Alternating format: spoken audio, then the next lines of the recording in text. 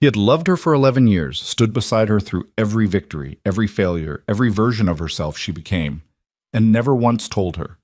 Then came the day she walked down the aisle toward another man, and Landon Pierce made a decision that would either destroy their friendship forever or finally give them both the life they were always supposed to have. What happened next shocked everyone in that vineyard, including Victoria herself. If this story finds you wherever you are tonight, hit that like button and drop your city in the comments. I want to see how far this one travels. The invitation had arrived 6 weeks ago, printed on cream cardstock with gold foil lettering, tucked inside an envelope that smelled faintly of something expensive. Mr. Landon Pierce and guest. He had read it standing at his kitchen counter with a cup of coffee going cold beside him. His 7-year-old daughter Maisie spinning circles in the living room behind him, her socks sliding on the hardwood floor, one arm outstretched like she was trying to balance on an invisible beam. He had read it twice. Then he set it down, picked up his coffee, and stood there looking at nothing until Maisie crashed into the couch and started laughing. "Daddy, Daddy, did you see that?" "Yeah, Bug, I saw it." He had not seen it. He had been elsewhere entirely, standing in a vineyard in his mind, watching a woman in white walk toward a man he didn't particularly like, smiling a smile that he had spent 11 years memorizing.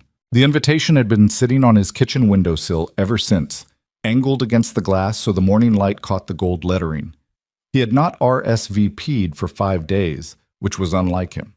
He was usually the first to respond to anything Victoria sent him. She could text him at 2 in the morning during a company crisis and have his attention in under 3 minutes. She had tested this, accidentally and on purpose, at least a dozen times over the years. He always showed up. So of course he was going to the wedding. He knew that before he even opened the envelope. What? The drive to Dunmore Vineyard took 2.5 hours on a Saturday morning in late September, the kind of morning where the sky was still holding on to summer, but the air had already made up its mind about fall. Maisie had fallen asleep in the back seat somewhere around the 40-minute mark, her head tipped sideways, her mouth open slightly, one hand still loosely gripping a crayon she'd been using to color a dinosaur before her eyes gave out on her. Landon drove with the radio low. Nothing he could name playing, just noise filling space. He thought about the rehearsal dinner the night before, which he had attended because Victoria had asked him to, and which he had survived by standing near the buffet table most of the evening, talking to a few people he recognized from Victoria's college years, a couple of her board members he'd met at various company events, and her younger brother Cal, who had cornered him near the bar and said, unprompted, "I still think it should have been you." Landon had laughed like it was a joke. Cal had not laughed. "I'm serious, man. You know her better than anyone alive. You know what she takes in her coffee. You know when she's actually okay and when she's pretending. Marcus doesn't know any of that stuff. He knows her bank balance and her dress size." "Cal, I'm just saying what everyone else is thinking. Nobody else is thinking it." Cal had looked at him for a long moment, the way younger brothers sometimes look at grown men when they think those men are being deliberately stupid. "You should think about it," he said, and then someone called his name from across the room and he walked away. Landon had stood there with his drink and thought about exactly nothing, which was the most effective method he had developed for situations like that one. He was good at not thinking about it. He had been practicing for 11 years. They had met when Landon was 21 and Victoria was 19. He had been a junior in college studying architecture, working part-time at a hardware store on weekends to cover what his scholarship didn't. She had been a second-year student who had walked into that hardware store on a Sunday afternoon in February, carrying a broken lamp and a very specific idea of how she wanted it fixed. The conversation had lasted 40 minutes. The lamp repair had taken 10 of those minutes. The other 30 had involved a debate about whether good design was inherently democratic or whether it was, at its core, an elitist language that only certain people were taught to read. She had argued the latter with the kind of confidence that made him think she had been having versions of this argument since she was about 12 years old. He had argued the former, mostly because he believed it, but also because he could see she was waiting for someone to push back, and she was going to be disappointed if nobody did. They exchanged numbers over the lamp. He told himself it was because she seemed like an interesting person to know, which was true. It was also not the whole truth. But the whole truth was something he learned to file away, methodically, over the years that followed. He filed it under friendship and professional respect and mutual support and all the other words that are accurate but incomplete. He watched her build a startup from a dorm room idea into a company that made the cover of Forbes before she was 28. He watched her get her heart broken at 23 by a man who didn't deserve the attention she gave him. He watched her lose her father to a sudden illness when she was 25 and held her hand at the funeral because she'd asked him to and because he would have anyway. He was there for all of it, and she was there for him too. When his daughter's mother walked out 18 months after Maisie was born, not cruelly, not with anger, but with the quiet honesty of a person who had discovered too late that she was not built for the life she'd agreed to. Victoria had driven 3 hours to sit with him in his apartment while Maisie slept in the other room, and she had not offered a single piece of advice unless he asked for one. She had just been there, present. Warm in the particular way that Victoria was warm, which was not soft exactly, but steady, like standing next to a wall that isn't going anywhere. He had loved her then too. He loved her most days. He loved her in the way you love something you've decided you can't have, which means you love it carefully, from a maintained distance, making sure the love doesn't bleed into spaces where it doesn't belong. He had gotten very good at this, right up until this morning, anyway. Dunmore Vineyard was beautiful in the way that places are beautiful when someone with a great deal of money and excellent taste has spent considerable energy making them so. The property sprawled across 40 acres of rolling Northern California hills, the vines stripped back to their autumn skeleton now, rows of brown and burgundy stretching toward the tree line. The main pavilion was framed in white oak, strung with lights that would matter more once the sun went down, and the ceremony space itself was positioned at the crest of a gentle slope, looking out over the longest view on the property. Somebody had done their homework. Landon parked and helped Maisie out of the back seat, smoothing the wrinkles from the front of her dress, dark blue with small white flowers, her idea, non-negotiable, while she tilted her head back and stared at the sky. "It's really big," she said. "The sky?" "The whole place. All of it." "Yeah," he said. "It is. Is Victoria going to be pretty?" "Victoria's always pretty, Bug." "I know, but is she going to be wedding pretty?" Maisie looked up at him with the very serious expression she deployed for questions that mattered. "Because that's different. That's the prettiest kind." Landon took her hand. "I think she's going to be exactly that kind." They walked toward the pavilion together, Maisie pointing out things along the path. A bird she couldn't name. A stone sculpture that she decided looked like a sleeping fox. A row of white chairs where two older women in wide-brimmed hats were already seated and appeared very committed to being the first guest to arrive. Landon let her talk. He listened with one part of his attention while the other part was doing something he didn't have a word for. Bracing, maybe. Settling himself. He had been to other weddings in his adult life, cousins, college friends, colleagues. He understood the architecture of a wedding, the way a ceremony is designed to create a specific feeling in the people watching, the combination of music and movement and ritual that is specifically calibrated to produce emotion. He was not normally susceptible to it. He tended to sit in the middle rows, feel appropriately moved during the vows, eat decent food afterward, and leave at a reasonable hour. This was different, obviously. He knew that. He had been practicing not knowing it since the invitation arrived, but standing here now, on this property, watching white-coated staff arrange flowers at the end of each row of chairs, he allowed himself one honest moment of acknowledgement.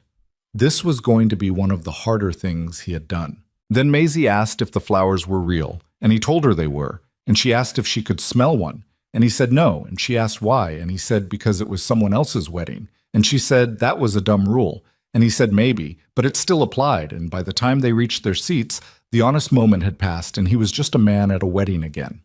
He found them seats on the far left, third row from the back, close enough to see clearly, far enough from the center aisle to feel like an observer rather than a participant.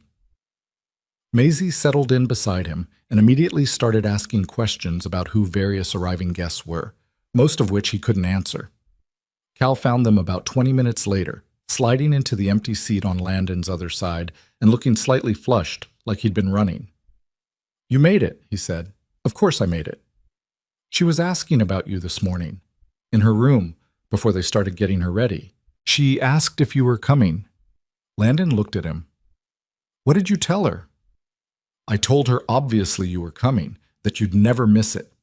Cal glanced at Maisie, who was examining the program she'd been handed by a passing usher with the focused attention of someone who intended to understand every word.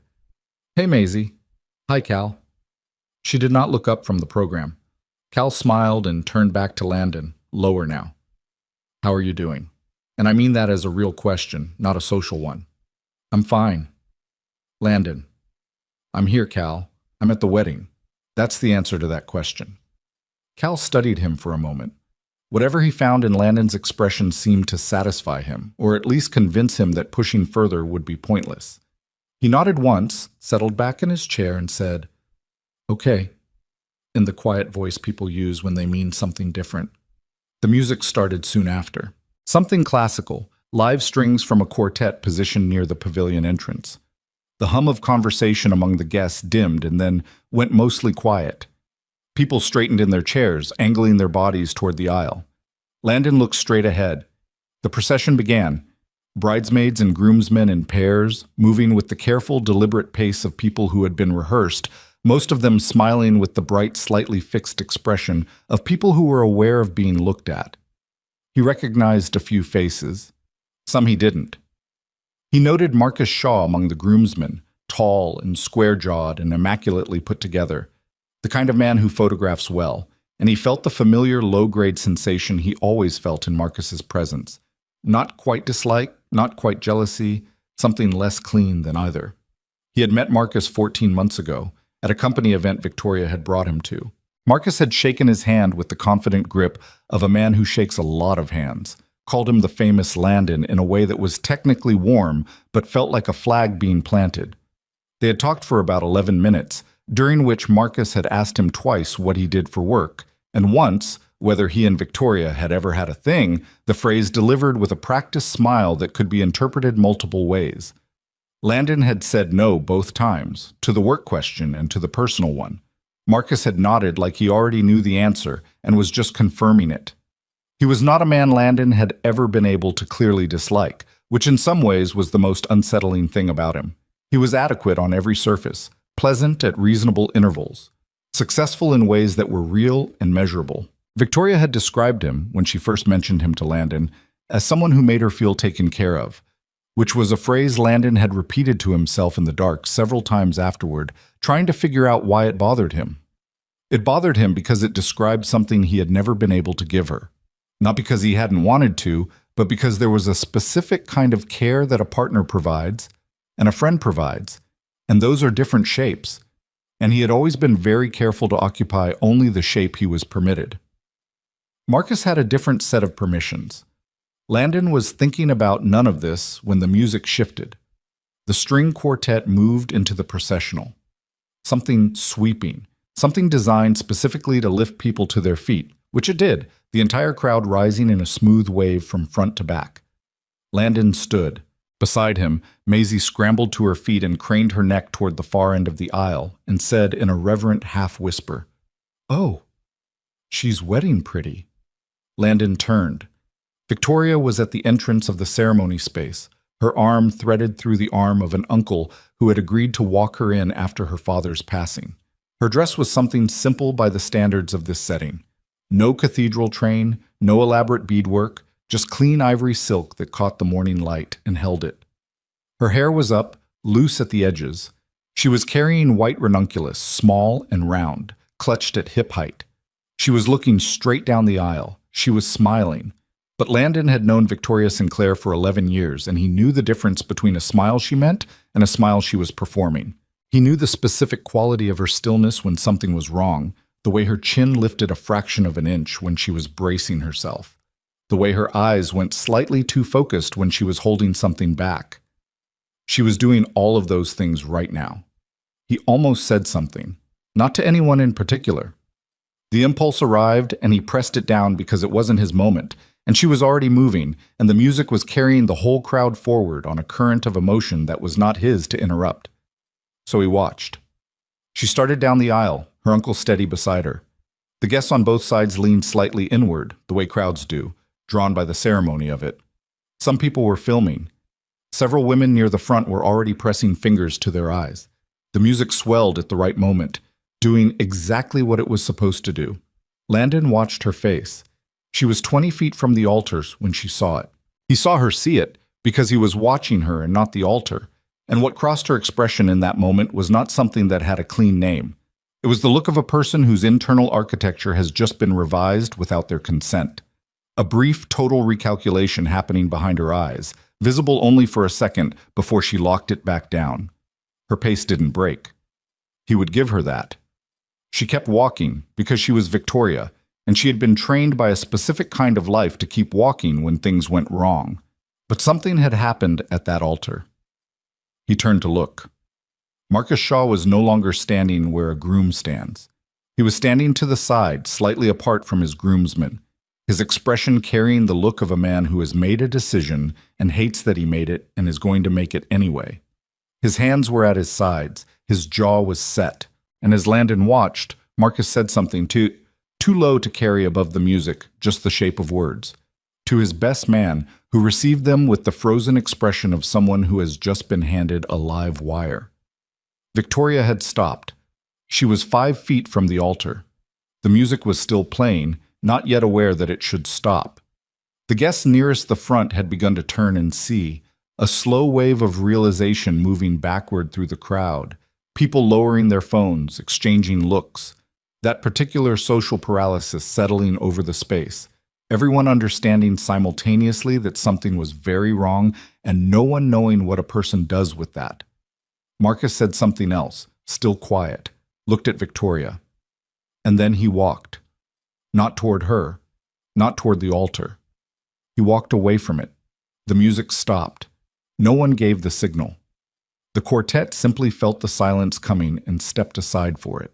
The last note dropped out, and what replaced it was the kind of quiet that has weight, that presses against you, that carries inside it every unasked question in the room.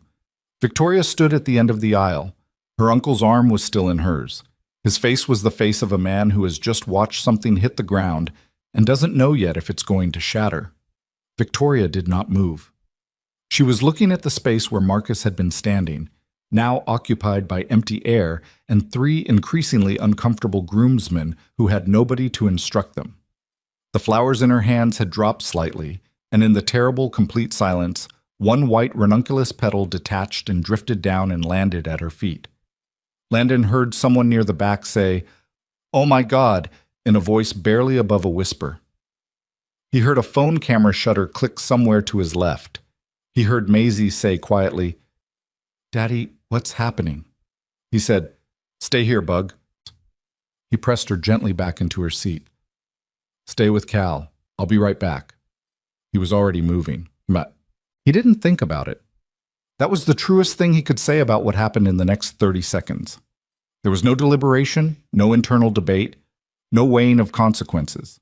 He was in his seat, and then he was on his feet, and then he was moving down the side of the aisle, not running, not pushing past anyone, just moving with the particular directness of a person who knows exactly where they're going. He heard murmuring begin as he passed the rows. He felt eyes follow him. He did not look left or right. Victoria had not moved. She was still standing in the same position, the loose strand of hair at her temple lifting slightly in the breeze that had come up from the vineyard. Her chin was at that specific angle, that fraction of an inch lift that meant she was holding the whole structure together by will alone. He reached her and stopped. She heard him before she turned. He watched her, registered the footsteps, the proximity, and then she turned her head, and her eyes found his face, and something in them shifted. "Hey," he said. It was not a brilliant thing to say. He would acknowledge that later. In the middle of all that space and silence, and the weight of 250 people watching, and the aftermath of a man walking away from her at the altar, he said, "Hey," like he'd just run into her at the coffee shop. But something happened to her face when he said it. The lockdown version of herself eased, slightly, involuntarily, the way a muscle releases when pressure is finally removed. "Landon?" Her voice was steady. She was good at steady. "You don't have to." "I know." He took her hand. She let him. Her fingers closed around his with a grip that was not casual. "I know I don't have to." Behind them, the crowd had gone from murmuring to nearly silent again, trying to understand what they were watching. At the altar, the officiant had taken 2 steps back, hands clasped, the expression of a person trying to be professionally invisible. The groomsmen had drifted sideways, unsure of their purpose. Marcus was no longer visible at all. Landon was aware of all of this in the peripheral way you are aware of weather when you're already committed to being outside. He was looking at Victoria. She was looking at him with the expression she wore when she was reading a situation from multiple angles simultaneously, processing, recalibrating, deciding what this meant. It was the expression that meant she was not panicking. She was thinking, and she was holding his hand like it was the one fixed point in a room that was shifting. "Are you okay?" he said. "No," she said. "Not even a little bit." "Okay. But I'm not going to fall apart in front of all these people." "I know. I need—" She stopped, swallowed, looked away from him for a moment, toward the vineyard, the rows of bare vines, the middle distance where nothing needed anything from her. "I just need a minute." "Take it," he said. "I'm not going anywhere." A woman in the front row made a small sound that might have been a stifled sob. Someone behind them coughed. A phone camera clicked again. Landon heard it and had a single flash of the image it was capturing right now. The abandoned bride and the man who had come to stand beside her, framed by the arch, the vineyard behind them, the afternoon light going gold. He wasn't thinking about any of that. He was thinking about the fact that Victoria's hand was shaking, slightly, a fine tremor she was clearly trying not to transmit, and that he had never in 11 years seen her hands shake. "Victoria," he said. She turned back to him. He opened his mouth to say something sensible, something supportive and correctly calibrated to the moment. Something a good friend says when a good friend shows up. He had no idea what any of those things were right now. They had evacuated him completely, every prepared version of the appropriate thing, and what came up instead was 11 years of careful filing and precise maintenance in all the spaces he had been so deliberate about not occupying, and what he said was, "I'm not here because you need someone to save you. I know you don't need that. I'm here because I—" He stopped. She was watching him very carefully. Around them, the vineyard was absolutely still. "I've been in love with you for so long," he said, "that I can't actually remember deciding to be. It feels like something that was already true when I met you, and I've just been pretending it wasn't." The silence that followed was the kind that changes the shape of a room. Victoria did not move. She was looking at him the way she'd looked at him 1,000 times before, across 1,000 ordinary moments, across restaurant tables and conference room doorways and the hallway of his apartment at 2 in the morning, but not the way she'd looked at him. Something was different in it now. Something that had always been at the edge of it was suddenly at the center. "Landon." Her voice came out quiet, almost careful. "You don't have to say anything," he said. "I know this is the worst possible. Stop." She said it gently. "Just stop for a second." He stopped. She looked down at their joined hands, then back up at him. Her eyes were bright in the way eyes are bright when something is trying to surface that has been submerged for a long time. 11 years, she said. "Yeah." "You did this for 11 years and never said anything." "You were building something," he said. "You were always building something. I didn't want to be the thing that complicated it." She made a sound that was almost a laugh, but wasn't quite, something raw at the edges of it. "You're the only person in my life who's never complicated anything, Landon. Everything you've done for 11 years has been the opposite of complicated. It's been the clearest, most reliable—" She stopped, pressed her lips together. The tremor in her hand was gone. It had stopped sometime in the last 30 seconds without him noticing. She looked up. "How long?" she said. "How long what?" "How long exactly? When you knew?" He thought about a hardware store on a Sunday afternoon in February. A broken lamp. A conversation about design that ran 40 minutes when it should have been 10. "The lamp," he said. Victoria stared at him. "The lamp. First conversation we ever had. I knew when we were arguing about whether good design is democratic." Her voice had changed. Something in it was very quiet and very awake at the same time. "I remember that conversation." "I know you do. You let me win that argument." "I did not." You absolutely let me win. I've thought about that conversation 100 times, and I've always wondered why you let me win when you clearly had the better argument. Her eyes were doing something he had never quite seen them do before. Was it because, yes, he said, probably. Neither of them said anything for a moment. Around them, 250 people were holding their breath, or seemed to be, and somewhere behind them Marcus Shaw was presumably somewhere on this property, putting as much distance as possible between himself and the afternoon's events, and the officiant was standing under the arch with nowhere else to be, and Cal was somewhere in the crowd trying very hard not to say, "I told you so." Victoria Sinclair looked at Landon Pierce in the middle of the wreckage of her carefully planned future. The white ranunculus petals scattered on the ground around her feet, the afternoon light coming in long and gold off the hills, and she said, "I'm going to need you to say it again." "Which part?" "The part where you say you love me. I want to hear it when I'm actually listening for it, not," her voice went a little rough, "not when I'm also processing everything else." He looked at her. He looked at the woman he had known when she was 19 and had a broken lamp and a very specific idea about design. The woman he had watched build a company and bury a father and recover from a broken heart and build herself back up again every time with the particular competence of someone who had decided very early that she would not be destroyed by things that happened to her. The woman who had shown up in his apartment in the dark after Emma left, who had known without being told that what he needed was not advice but presence. "I love you," he said. "I've loved you for 11 years. I will probably love you for 11 more. And I would have kept not saying it forever except that I watched that man walk away from you and I couldn't—" He didn't finish the sentence. He didn't need to because Victoria had closed the small distance between them and kissed him. It was not a graceful kiss. She was still holding the flowers, and they got pressed between them and shed 3 more petals. And she made a small sound against his mouth that was not romantic exactly, but was deeply human, the sound of something finally released. His hand came up to the back of her neck, automatically, the way his hands had always wanted to do and had always been directed somewhere more appropriate. The crowd erupted, not in the polished, coordinated way that crowds respond to scripted moments. It was messy and human and real, people laughing, a couple of people actively crying now, applause that started in one section and spread unevenly, someone near the back letting out a sound that was almost a cheer, and then thought better of it, and then didn't. From somewhere in the middle, in a high, clear voice that cut through everything, "Go, Daddy!" Landon pulled back and looked toward the sound. Maisie was on her feet, both arms raised, the program still in one hand, her face wearing the expression of someone who has just witnessed the conclusion of a story she had always known the ending of, and who is extremely pleased to have been right. Beside her, Cal had his face in his hands. His shoulders were shaking, but not from crying.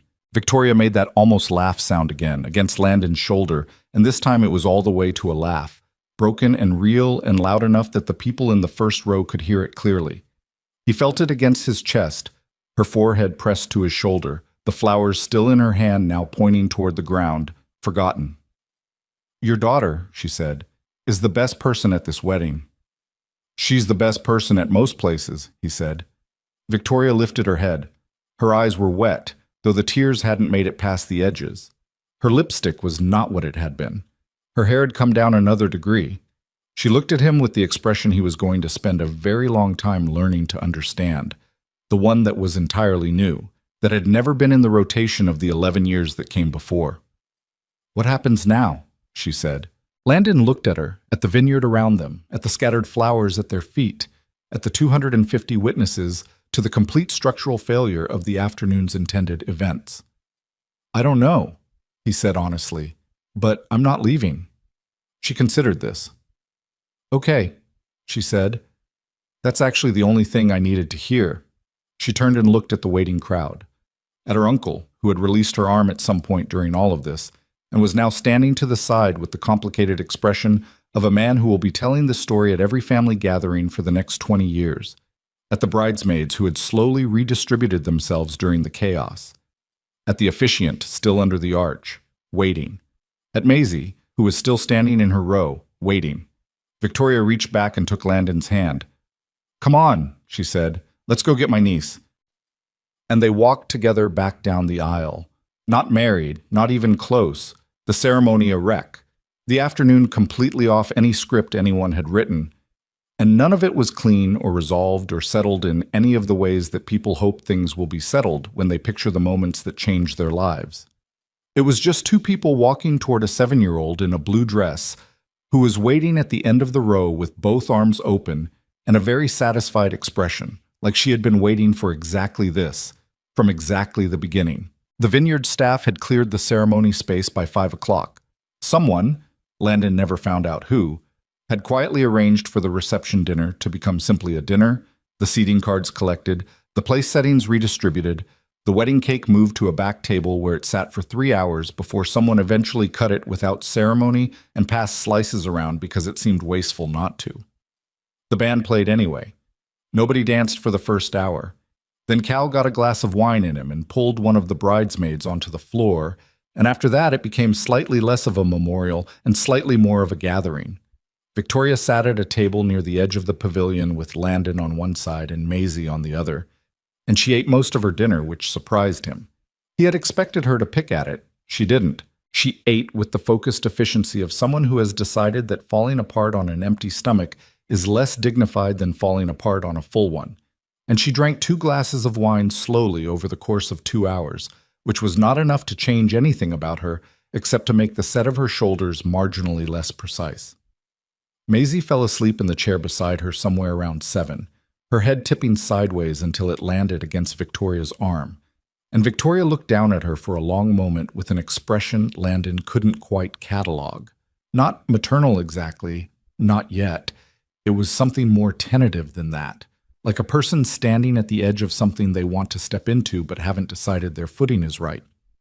She let Maisie sleep there, adjusted her arm so the angle was better, so the small head had more support, without making a production of it. Landon watched this from his peripheral vision and said nothing. Cal came by the table twice. The first time he sat with them for 20 minutes and talked about nothing.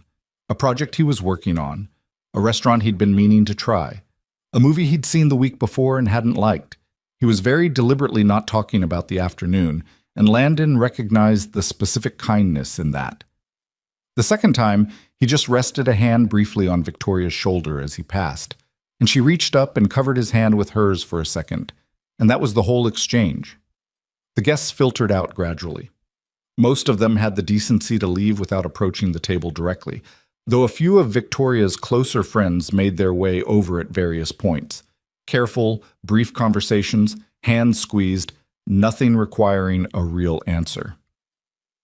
Victoria handled all of it with a composure that Landon found both impressive and faintly alarming. He knew her well enough to know that composure this sustained was not free. Something was being deferred. By 8:30, most of the tables were empty. The band had stopped. The lights strung above the pavilion were doing their job now, the sky having gone fully dark, and the vineyard beyond the edge of the event space was invisible. Just the smell of it, dry and faintly sweet, carried in on the air. "She's really out," Victoria said, looking at Maisie. "She was up at 6 this morning. She was very invested in getting ready. She looked beautiful. Don't tell her that or she'll be up at 6 every morning for the rest of her life." Victoria smiled, small and real. Then it faded, not quickly, just the way things fade when the thing propping them up has been used up. Landon looked at her. "You don't have to hold it together right now. There's nobody left to hold it together for." "I know." "Victoria, I know, Landon. I just—" She stopped, pressed one finger to the space between her eyebrows, a gesture he'd seen her make in long meetings when something wasn't resolving the way it should. "I keep running the timeline, trying to figure out when I stopped reading the situation clearly. I'm good at reading situations. I'm professionally good at it, and I missed this one completely." "That's not—" "I knew something was off," she said, and the measured tone had something rougher underneath it now. "Not today, weeks ago, maybe longer. There were things he said that didn't, and I explained them to myself. I built an argument for each one. I'm very good at building arguments." She laughed, and it had nothing happy in it.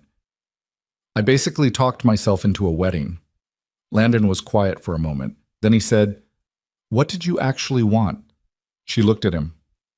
"What?" "Not what you planned. Not what made sense. What did you actually want, underneath all the arguments you built?" She was quiet for long enough that the question had time to fully settle. Then she said quietly, "I wanted someone who would have stayed." He didn't say anything to that. There was nothing to say to it that wouldn't be too much or not enough. So he just let it be what it was. After a moment, she said, "He called me twice today while we were still here. I didn't pick up. Did you want to?" "No." She said it without hesitation, which told him something. Whatever he was going to say, I didn't want to hear it tonight. "Okay. Is that terrible?" "It's reasonable. Those aren't the same thing." "No," he said. "They're not. But it's both." She looked at him for a moment in the particular way she was still learning to look at him. Or relearning, maybe, recalibrating 11 years of looking at a friend and discovering that the image had more in it than she'd been accounting for. "You know what's strange?" she said. "What?" "The thing I keep coming back to, not Marcus, not any of it, is that conversation in the hardware store. The lamp. I've thought about that conversation so many times over the years, and I always thought it was just because it was how we met. But I think I was—" She stopped again, shook her head slightly. "I think I was trying to understand something about it, and I kept looking in the wrong direction." "What direction were you looking?" "At the argument," she said, "about design, about what we believed. I kept thinking I remembered it so clearly because it was interesting." She looked at her hands on the table. "But I think what I actually remembered was how it felt to have someone argue back, like I was worth the argument." Landon said nothing for a moment. Then, "You are worth the argument. You're exhausting to argue with, but you're worth it." She laughed again, and this time it was real. Short and slightly broken around the edges, but real. She pressed the back of her hand to her mouth for a second. Then she put her hand down and looked at him with the new expression, the one that still didn't have a name. "I don't know what to do with this," she said. "With you. With today. I don't know what—" "You don't have to know tonight," he said. "Landon, I mean it. There's no timeline here. There's no board meeting. Nothing has to be decided before we leave this table." She looked at him for a long moment. "That's not how you operate either. You're as bad as I am." "I know, but I'm trying to be better about it." "Since when?" "Since about 3 hours ago, honestly." She smiled and held it this time. It was tired and unpolished, and it reached her eyes, and it was nothing like the smile she'd had walking down the aisle. It was better than that smile. It was her actual face. Maisie stirred against her arm, made a small sound, resettled without waking. "I should get her to bed," Landon said. "Where are you staying tonight?" "There's a hotel about 20 minutes out. I booked it months ago." He paused. "What about you?" "They gave me the main house here, part of the package." She said package with the tone of someone noting an irony too tired to be funny. "I'm not driving anywhere tonight." "Do you want me to—" He stopped, reconsidered. "Do you want company, or do you want to be alone?" She thought about it, which he appreciated. She didn't give him the automatic answer.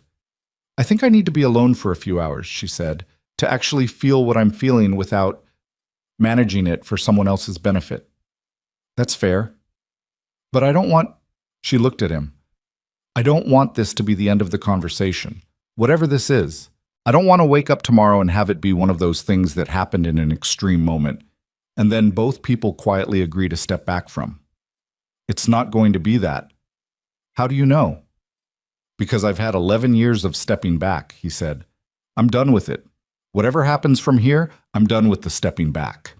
She looked at him for a long moment, reading him, the way she read everything, carefully, from multiple angles. Whatever she found seemed to satisfy her. She nodded once. He carefully extracted Maisie from beside her, a process that involved repositioning twice and one nearly awake murmur of "I wasn't sleeping," and got his daughter settled against his shoulder, her weight familiar and heavy and warm. He stood. Victoria stood too. They walked together to the edge of the pavilion where the lit space ended and the dark began, the vineyard invisible beyond it. She had her shoes in one hand. He didn't remember her taking them off. "Call me tomorrow," she said. "I will." "Early." "Not—" She glanced at Maisie, then back at him. "Not 7 in the morning early, but don't make me wait until noon." 9, he said. 9, she agreed. He started to turn toward the parking area, then stopped. "Victoria." She looked at him. For what it's worth, he said, whatever he was or wasn't, he didn't leave because something was wrong with you. Don't let tonight turn into a story where the moral is something about you. She was quiet for a moment. You don't know that.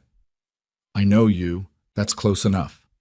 She looked at him, and her eyes were doing the bright thing again, just at the edges, contained but present. Go put your daughter to bed, she said, not unkindly. He went. The hotel was a 30-minute drive in the dark, and Maisie slept through all of it, barely stirring when he transferred her from the car to the bed, pulling off her shoes and tucking the blanket around her while she made the small, unconscious sounds of a child who has had a very full day and has already processed and filed everything that needs processing. Landon sat on the edge of the other bed in the dark room for a long time. He was not processing. He was not planning. He was just sitting with the fact that 11 years of careful maintenance had in the space of one afternoon been completely dismantled, and the sensation of that was not what he had expected. He had expected relief, maybe. Or fear. He had gotten some of both, but underneath them was something else, something quieter and more disorienting. The feeling of a weight that has been so long in place that you've stopped noticing it, and then it's gone, and the absence of it is something you have to adjust to. He lay back on the bed, fully dressed, and stared at the ceiling. His phone had 11 text messages. He had looked at none of them. Several were from friends who had been at the wedding. He could guess the contents. One was from his mother, who had heard through some family network that apparently operated at remarkable speed. Two were from colleagues who somehow already knew, which meant someone at the vineyard had been very active on social media. One was from a number he didn't recognize, sent at 6:47 that evening. He looked at it for a long time before he opened it. I think you should know that what you did today was done for the right reasons. I'm not angry at you. But understand, I'm not finished either. No signature. The number was a 415 area code, San Francisco. He didn't need a name. He set the phone face down on the nightstand and lay in the dark looking at nothing until sleep came, which took a long time. He called at 9:04. She answered on the second ring. You're 4 minutes late, she said. Maisie wanted pancakes. I'll allow it. A pause. I didn't sleep. Any? Maybe 2 hours. I kept... She stopped. Started differently. I went through the last 14 months, every conversation, every time something felt off, and I rationalized it. I have a very good memory, which is not useful in this particular context. Did it help, going through it? No, but I had to do it anyway. Yeah, he said. I know. He sent me a message last night. Long one. Wants to meet. Landon was quiet for a moment. Maisie was across the breakfast table, drawing something in the margin of the hotel notepad, her half-finished pancakes pushed to the side. What are you going to do? I don't know yet. I think I have to deal with it at some point, but not... Her voice went briefly flat. Not because I'm considering going back. That's not on the table. It's just that there are shared things, professional things. Some of them involve people I actually care about. Okay? You're not going to tell me what to do. No. Most people would. I know, he said. That's not useful to you. She was quiet for a second. I need to go back to the city today. I've got a board call Monday morning, and I haven't looked at my email in 18 hours, which means I currently have approximately 400 things requiring my attention. That's a conservative estimate. Very. Can I... She paused, and in the pause he could hear her doing the thing she sometimes did, where she was deciding whether to say the version she'd already edited or the actual version. Can I come by? Before I drive back, just for an hour. I want to see Maisie, and I just want to see you in daylight, in normal circumstances, before I go back to everything else. Of course, he said. I'm not going to be good company. I want you to know that going in. I'm tired and I probably look terrible, and I'm going to be mostly thinking about my Monday morning call, even when I'm not talking about it. Victoria. What? Come have coffee. Another pause. Then, yeah, okay. She arrived 45 minutes later in the hotel parking lot in the clothes she'd clearly packed for the post-wedding portion of the weekend. Jeans, a worn gray sweater, her hair down and not yet fully dry from the shower. She looked like someone who had slept badly and recently cried and wasn't trying to hide either of those things, which was unusual enough for Victoria that he noticed it. Maisie noticed it too, in the way children notice things adults are diplomatically blind to. "You look tired," Maisie said, looking up from the notepad. "I am tired," Victoria said, sitting down across from her like this was something they did regularly. "Did you sleep?" "Not really." "I sleep really good," Maisie said, with the uncomplicated satisfaction of someone who has never had trouble sleeping. "Do you want some of my pancakes? I don't want the rest." "Sure," Victoria said, and pulled the plate toward her, which made Maisie look quietly pleased. Landon got coffee from the hotel carafe and set a cup in front of Victoria without asking, because she took it black and had done so since the second year of their friendship, and sat down. The three of them sat at the small breakfast table in the bright, ordinary light of a hotel room morning, Maisie drawing, Victoria eating leftover pancakes, and for a stretch of maybe 20 minutes, nobody said anything that mattered, and all of it felt improbably like exactly the right thing. Victoria set down her fork and looked at him. "I want to talk about what you said yesterday." Maisie looked up. "Bug," Landon said, "can you go watch something in the other room for a bit?" Maisie looked between them with the expression of a child conducting a rapid assessment. Whatever she concluded apparently satisfied her, because she slid off the chair without argument, took the notepad with her, and disappeared around the corner with the tactful discretion of a person who has lived with adults long enough to know when she's not the intended audience. Victoria watched her go. "She's remarkable," she said. "She's something. She gets it from you." She looked back at him. The knowing what's needed without being asked. "She does that. You do that." "You do too," he said. "I do it professionally." She wrapped both hands around her coffee cup. "Personally, I'm historically bad at it. I've been told this by multiple people who were not wrong." "You were doing it this morning," he said. "Pancakes." She looked at him, and he watched her understand that he had seen that clearly. She looked briefly like she wanted to qualify it, and then didn't. "I wanted to talk about what you said," she said again. "Okay. Not the fact of it. I believe you. I'm not asking you to justify it or explain it again." She was looking at the cup, then at him. "I need to tell you something, and I need you to let me say the whole thing before you respond." "Go ahead." "I have felt—" She stopped, started again. "For a long time, I have felt something when you're not around that I filed under missing a friend, and when you're in the room, something that I filed under comfort. And there were moments, specific moments, I can name them, they go back years, where what I felt was neither of those things, and I filed those under—" She shook her head slightly. "Under something I didn't look at closely, because you were the thing that was stable. You were the thing I counted on, and I was afraid that if I looked at it directly, it would become something complicated, and I would lose it." He waited. "What I'm saying is—" Her jaw tightened for a second, the way it did when she was pushing through something. "I'm not good at this. At saying this kind of thing. I can run a quarterly review in front of 60 investors without notes, and I cannot do this without feeling like I'm going to fall off a ledge." "You're doing fine," he said. "I'm not finished." "I know. You're still doing fine." She looked at him for a second, steadied. "What I'm saying is that I don't know yet what this is, or what it's going to be, or how much I already feel and haven't been looking at. I need time to figure that out. Real time, I'm not asking for distance. I'm asking for the chance to understand it without being rushed by what happened yesterday." "I'm not rushing you," he said. "I know. I'm explaining myself anyway, because that's what I do." A ghost of a smile. "I process out loud. I know. And I need you to know that whatever this turns into—" She held his gaze. "You being the person who stepped forward yesterday, who stood there, what you said."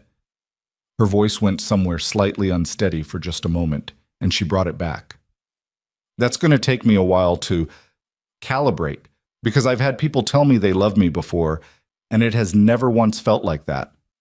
"Like what?" She thought about it. "Like something true," she said. "That was just already true and had been, and I hadn't been looking at it." The room was very quiet for a moment. Outside, somewhere down the hall, a door opened and closed. Maisie could be heard faintly in the next room, talking to herself in the way she did when she was drawing, a running narrative of whatever world she was creating. "Okay," Landon said. "Okay," she said. "I'll wait." "You've been waiting 11 years," she said. "That's not... I don't want you to... I'm not waiting in the other way," he said. "Not in the way I was. This is different. This is..." He thought about it. "This is being in the same direction. That's different from waiting at a distance." She looked at him for a long moment. He watched something settle in her, the way it had settled in the vineyard when he'd taken her hand. That particular kind of release. "Same direction," she said. "Yeah." She picked up her coffee. He picked up his. Maisie's voice drifted in from the other room, narrating her drawing world with great authority. They sat with it. It was not a perfect morning. Victoria was tired in a way that sat visibly on her, the kind of tired that was more than sleep, and somewhere in the back of her eyes was the whole reckoning she still had ahead of her. The unread messages, the Monday call, Marcus's number in her phone, the months of recalibration.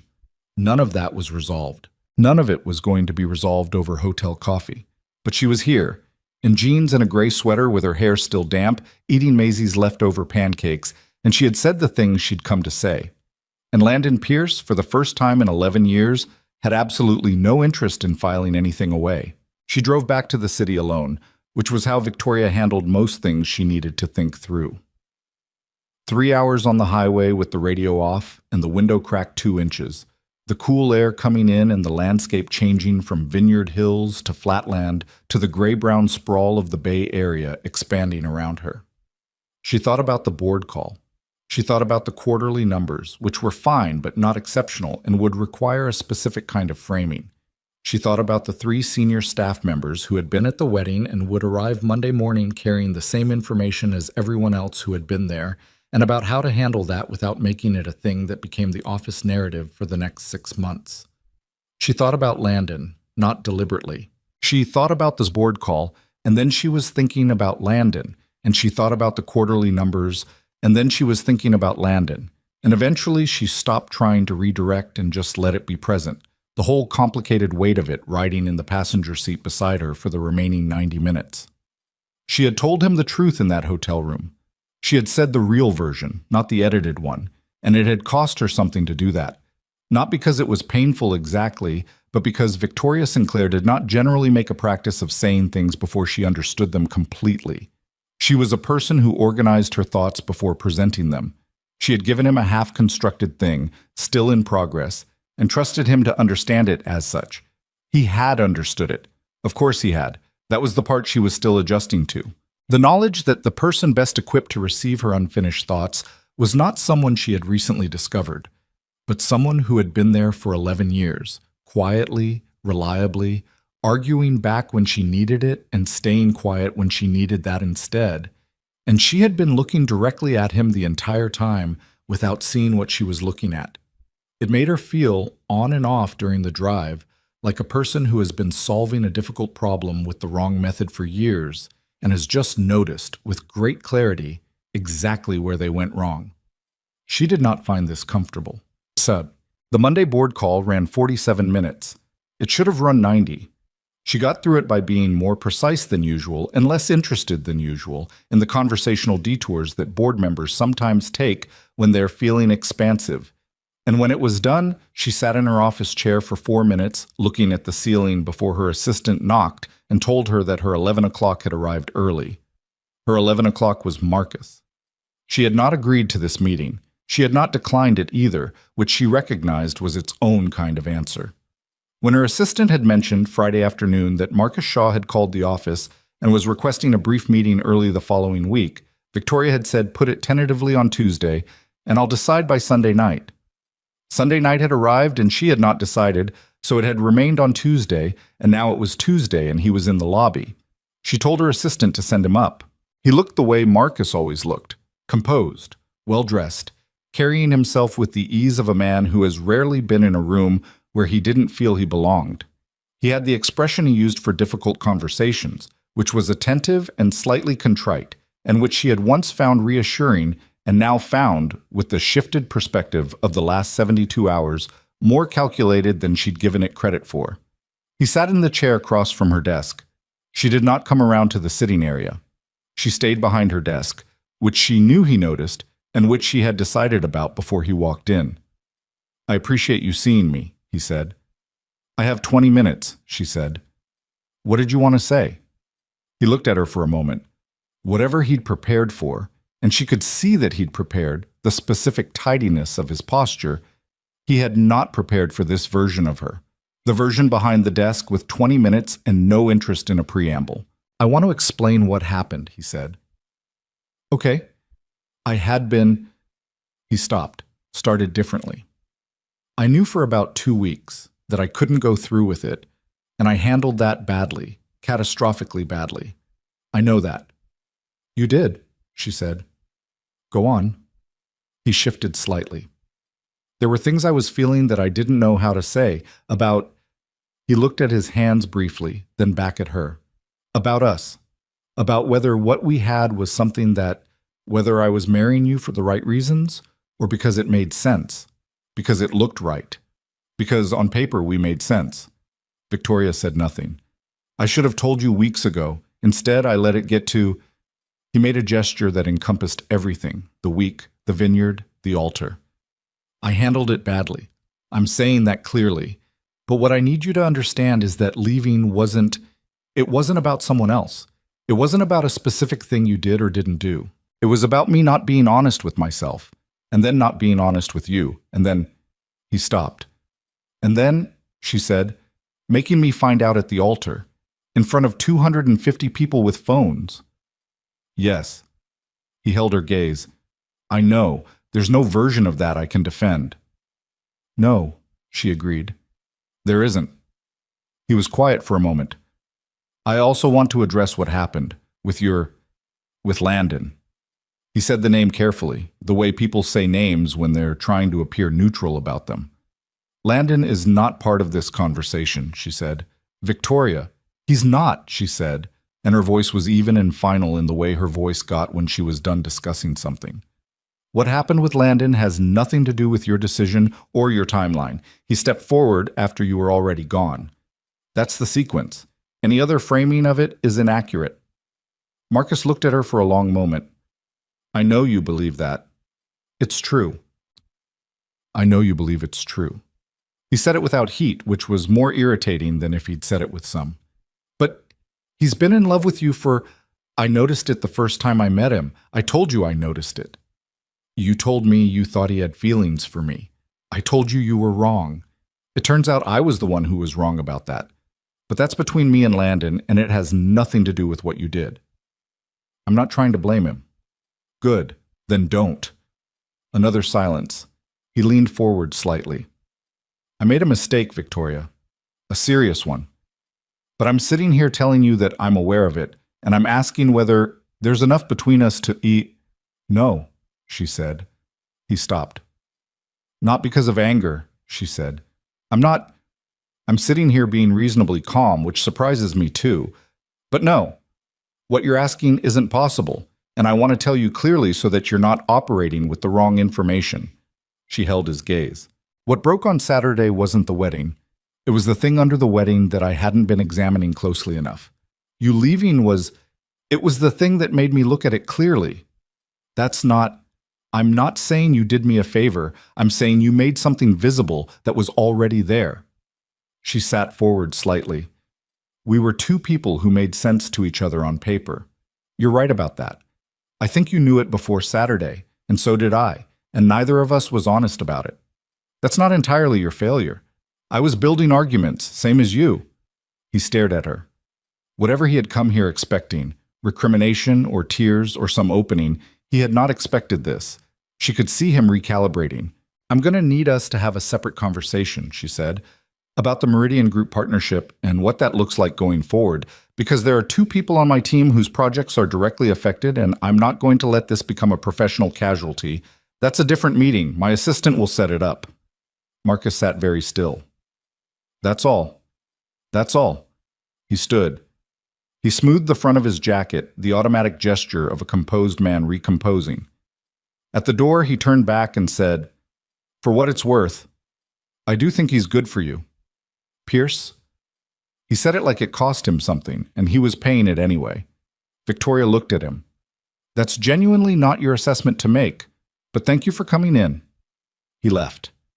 She sat in her office for a while after, not looking at anything in particular, just letting the conversation settle.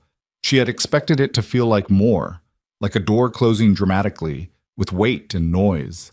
Instead, it felt like something that had already closed, and she'd just now walked back and confirmed it. She picked up her phone and texted Landon. "He came in this morning.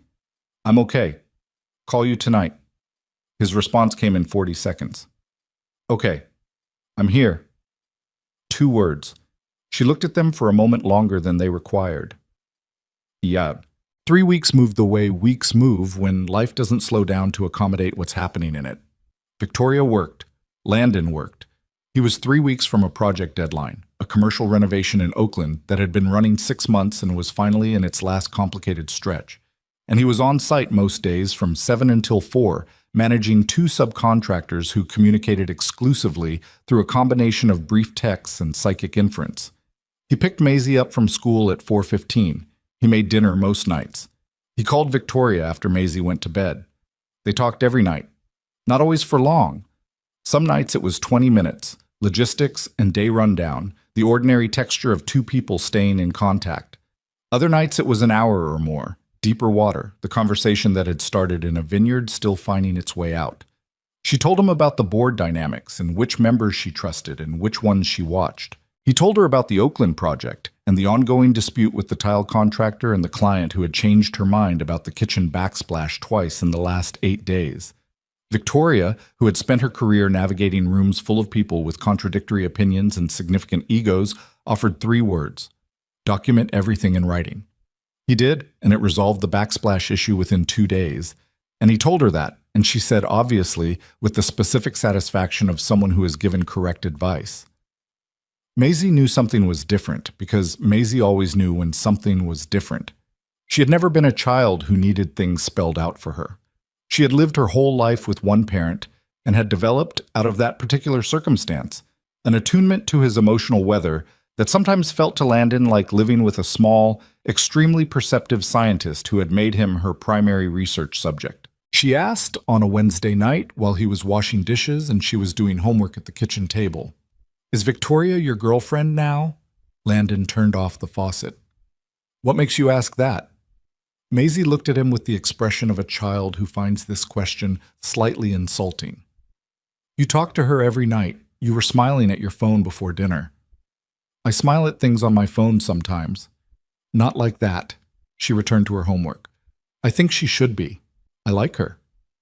"You've met her maybe a dozen times." "I liked her at the wedding. She let me sleep on her arm." Maisie wrote something, considered it, erased it. "And she ate my leftover pancakes. I don't let most people eat my food." "That's a very high bar." "It is," Maisie agreed without irony. Landon dried his hands and came to sit across from her at the table. "It's complicated, Bug. She went through something hard recently, and we're figuring it out." Maisie considered this with the focused attention she gave to things that mattered to her. "Is the complicated part that you liked her for a long time and didn't say anything?" He looked at her. "Where did you get that?" "Cal told me," she said simply. "Cal told a 7-year-old. He said you'd been in love with her since before I was born, and it was the most obvious thing anyone had ever seen, and you were very stubborn about it." She recited this with the neutral accuracy of a child reporting something they've memorized. "He said the wedding was actually a good thing even though it seemed bad." Landon sat with that for a moment. "Cal is not wrong, but he also shouldn't be having this conversation with you." I asked him. "Why?" She shrugged, the elaborate full-shoulder shrug of a 7-year-old for whom some things are too obvious to explain. "Because you wouldn't tell me, and I wanted to know." She looked up at him. "I think she makes you different." "Different how?" "Like," she searched for the word with the effortful concentration she always applied to saying something precisely. "Like you're more like yourself. When you talk about her, you're more like your actual self." Landon looked at his daughter, This person who had arrived in his life 7 years ago and had proceeded to be, consistently, one of the clearest sources of truth he had access to. "Yeah," he said quietly. "I think that's probably right." Maisie returned to her homework, satisfied. "Then you should figure out the complicated part faster," she said. "I want her to come for dinner." "I'll see what I can do," he said. Victoria came for dinner the following Saturday. It was not a significant occasion by design. That was deliberate on both their parts. She arrived at 6:30 with a bottle of wine she didn't need to bring and a small paperback book she'd seen at a store that week and thought Maisie might like, which she handed over at the door with the slightly awkward delivery of someone who is not yet entirely sure of the gesture. Maisie received it with absolute gravity, turned it over, read the back, and said "thank you," with the sincerity of someone who actually meant it. Then she disappeared to her room to begin it immediately, which Victoria seemed to find both startling and deeply pleasing. "That went well," she said, stepping inside. "You've just been inducted," Landon said. "She doesn't read books from just anyone." "What's the criteria?" "Honestly, I'm not entirely sure, but you cleared it."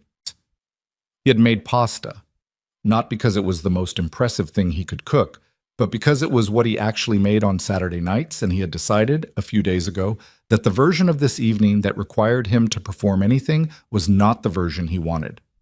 Victoria could eat pasta from a pot he'd been making for 5 years, or she could not, but he wasn't going to start something new for the occasion of it. She sat at the kitchen counter while he finished the sauce, and she opened the wine, and they talked the way they'd been talking for the last 3 weeks. Easily, with the rhythm they'd always had, and the new thing underneath it that was still finding its shape. "How was the week?" he said. The Meridian conversation happened. She said it with the tone of something completed rather than ongoing. "We sorted out the joint project terms. Professionally, it'll be fine. Personally, I think he wanted to have a different conversation than the one I gave him." "What kind of different conversation?" "The kind where I'm either angrier or more forgiving. Something he could argue back against." She turned the wine glass slowly. "I think he found me being reasonable more unsettling than the other options." "That's because you were reasonable for your benefit, not his." She looked at him. "Yes," she said, "exactly that." She was quiet for a moment, watching him stir. "I've been thinking about something I want to say to you and trying to figure out the right way to say it." He kept stirring. "Okay. I told you in the hotel room that I needed time to understand what I was feeling, and I've had 3 weeks, which is not a long time, but it's also—" She stopped. "I'm not a person who needs a lot of time to know things. I'm a person who sometimes refuses to acknowledge what I already know, which is different, and I've been refusing to acknowledge something for a while, and She set the glass down. "I'm done refusing." He turned off the burner and turned to face her. "I love you," she said. She said it the way she'd delivered difficult information in difficult rooms for years, clearly, without softening, without the additional architecture of qualifications around it. "I don't know exactly what shape this is going to take, or how we're going to navigate the practical reality of my life and your life and Maisie. I don't have a plan for any of that yet, but I know what I know." He was very still. "You said you'd loved me since the lamp," she said. "I've been going through my own timeline." She met his eyes. "I think I've loved you for almost as long. I think I knew it for real the night your daughter's mother left. When I drove to your apartment and you answered the door and you looked—" Her voice went careful for a moment, feeling its way. "You looked like someone who had just had the floor pulled out from under them. And something happened to me when I saw you like that. Something I did not examine. Because the appropriate response in that situation is to be a good friend, and that's what I did, and I put everything else away." Landon said nothing for a long moment. "I'm not good at this," she said, "saying this. I want you to know I'm aware of how I sound." "You sound honest," he said. "I'm trying to be." "You don't sound like someone performing it." "I'm not." She held his gaze. "I'm also not going to pretend I'm not scared. I am. This is the thing that is most—" She made a small gesture. "This is the relationship that matters most to me. What we already have, what we've had. And changing it means there's a version where it breaks. And I don't— Hey!" He moved around the counter and stopped in front of her, close. What we already have isn't what's at risk. The thing at risk was spending the rest of our lives pretending we didn't feel this, and we already failed at that. She looked up at him. On a scale of 1 to 10, how long have you wanted to say that? Since approximately the hotel room. I've been waiting for you to get here first. She laughed. The real one, the slightly broken-edged one that he'd been cataloging for 11 years and now understood differently. She pressed her forehead to his shoulder for a moment, the same gesture as the vineyard, and he put one hand at the back of her head the same way he had then. Same direction, she said, muffled against his shoulder. Same direction, he said. Somewhere down the hall, Maisie's bedroom door opened. Her footsteps crossed the hall and stopped at the kitchen doorway. There was a brief silence. Are you guys doing a hug? She said. Yeah, Bug. Okay. A pause. Is dinner ready? I'm hungry. Victoria laughed against his shoulder again, and this time it was all the way there, warm and real. Almost, Landon said. Give us a minute. You've already had a minute, Maisie pointed out with absolute accuracy. 2 minutes. A heavy sigh from the doorway. Then footsteps retreating. Victoria pulled back and looked at him, her eyes bright, not from crying, from something else, the particular aliveness of a moment that is exactly what it should be and knows it. Your daughter, she said, runs a tight ship. She really does. He studied her face, the tiredness still in it, the weeks of recalibrating, and underneath all of that something that had not been there before. At the vineyard or in the hotel room, something settled and present. You good? Yeah, she said. And then like she was testing the weight of it, yeah, I actually am. He believed her. He went back to the stove and finished the pasta. She poured 2 glasses of wine and set the table without being asked, moving through his kitchen with the easy familiarity of someone who had been in this space hundreds of times and the new awareness of someone who was now in it differently. Maisie came back and climbed into her chair and immediately began telling Victoria about the book, which she had already read 20 pages of and had strong feelings about. Victoria listened with genuine attention, asking questions that were not condescending, following the thread of Maisie's analysis with the same focused engagement she brought to board meetings. Landon watched this from across the table, his daughter, his kitchen, his Saturday night, and felt the particular unfamiliar sensation of something coming together. Not neatly, not without complication still ahead, because there was complication ahead, there always was. Victoria had a company and a schedule and a life that operated at a different scale than his. He had a daughter and a work calendar and the apartment that was going to require some reorganization of everyone's assumptions. None of it was simple. But they were at the table together, which was more than he had allowed himself to imagine for a very long time, and the woman across from him was asking his daughter about Chapter 2 with the same directness and lack of condescension she brought to everything, and Maisie was answering her like she was answering someone she'd already decided could be trusted. He thought about the message he'd gotten on his phone that first night. The 415 number. I'm not finished either. He had not told Victoria about it. He had thought about telling her and decided she had enough to carry without adding that to it. But it was there, somewhere in the back of his awareness, the particular phrasing of it, not angry, not finished. He set it aside for now, the way you set aside a sound you heard in the dark that might have been nothing. Not because he thought it was nothing, but because the table was full and the wine was open and Maisie was explaining Chapter 2 with great authority. Some things could wait until they couldn't. The call came on a Tuesday afternoon 2 weeks later while Victoria was in a one-on-one with her head of operations. It was her assistant on the intercom, which she ignored, and then a text, which she glanced at, and the text said, I'm sorry to interrupt, but there's a man in the lobby who says he represents Marcus Shaw's legal team, and he says it's regarding a formal complaint filed with the Sinclair Group Board of Directors. She looked at the text for 1 full second. Then she said, Give me a moment, to her head of operations, who had the professional tact to find something on her laptop to attend to.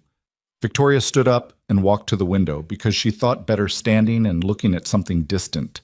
And she read the text again. And she felt the thing she felt at the altar. Not panic, never panic, but the deep structural recalibration of a person who has just realized the ground is shaped differently than she thought. She typed back, Put him in conference room B. Get me the board chair's assistant on the phone. And call Landon Pierce and tell him I need him to call me when he's out of whatever he's in. She put the phone in her pocket. She turned back to her head of operations, who was still very professionally focused on her laptop. We need to move this meeting to Thursday, Victoria said, in the voice she used when things were in motion and the only direction was forward. Something's come up. The man in conference room B was named Gerald Fitch, and he had the specific kind of stillness that lawyers develop after years of delivering bad news in neutral tones. He was somewhere in his mid-50s, gray at the temples, with a briefcase that was either very expensive or very old, and had arrived at the same destination from different directions. He stood when Victoria entered, which she noted, and offered his hand, which she shook, and sat back down when she sat, which told her he'd been coached on her or had done his homework. She had her own attorney on the phone in her earpiece, a woman named Sandra Cho, who had been on retainer with the Sinclair Group for 4 years and who had told Victoria in the 90 seconds between the lobby alert and this meeting to say as little as possible and to not confirm or deny anything until they had spoken privately. Victoria set her phone face up on the table between them and said, "My attorney is listening. Go ahead." Fitch opened the briefcase. He removed a document, set it in front of her without sliding it across, the careful staging of a man who understood that physical gestures in these rooms carry meaning. Mr. Shaw has filed a formal grievance with the Sinclair Group Board of Directors, citing a breach of fiduciary responsibility and alleging conduct unbecoming of a CEO during the period immediately preceding and following the dissolution of their personal engagement. Victoria looked at the document. She did not touch it. "He's alleging," Fitch continued, with the even delivery of someone reading from a score, that certain decisions made in the 6 weeks before the wedding, specifically 2 partnership extensions and 1 vendor contract, were influenced by personal considerations related to his business interests, and that the subsequent public circumstances of the wedding dissolution were managed in a manner intended to cause reputational damage. "The reputational damage," Victoria said, and kept her voice as flat as she could, "caused by the dissolution of the engagement. Yes.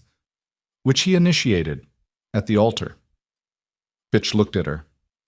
"Mr. Shaw's position is that the circumstances of the wedding were partly precipitated by—" "Sandra," Victoria said. "I'm here," Sandra said in her ear. "Don't respond to the framing. Ask for the specific documents referenced in items 2 and 3. Victoria looked at Fitch. "I'd like to see the specific documentation supporting the partnership extension claim. Dates, decision records, and the chain of approval for each." Fitch's expression shifted, barely, the slight repositioning of a man who has been met with more precision than he expected from this side of the table. "Those can be provided in discovery, should the matter proceed to—" "Then we're done for today," Victoria said. She stood. "You've delivered the document. I've received it. My attorney will be in contact within 48 hours. She looked at him with the expression she reserved for the end of conversations that other people were trying to extend. "Thank you for coming in." Fitch stood, which he had to do because she was already moving toward the door. "Ms. Sinclair, I want to emphasize that Mr. Shaw's preference is to resolve this without—" "Sandra will be in contact," she said, and stepped into the hallway. She walked directly to her office, closed the door, and stood with her back against it for approximately 15 seconds. Not collecting herself, she was collected. She had been collected throughout. It was the only reliable tool she had in rooms like that one. She was just letting herself acknowledge, privately, that Marcus Shaw had turned their personal wreckage into a legal instrument, and that she had not quite believed until this moment that he would. "Victoria," Sandra's voice in her ear, "talk to me." "He's filing a board grievance. I heard. The partnership extension claim is thin. You have documented approval processes, and he knows it. The public conduct allegation is weaker still. He's not trying to win. He's trying to create noise." "Why?" A pause. "My best guess? He wants to sit back down across from you. He wants leverage for a conversation you told him was over." Victoria moved to her desk, sat.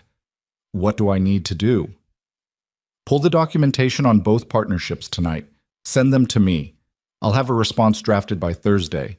And Victoria," Sandra's voice shifted slightly, "is there anything in those contracts that could look problematic with framing? I'm not asking if it's problematic. I'm asking if it could be framed that way.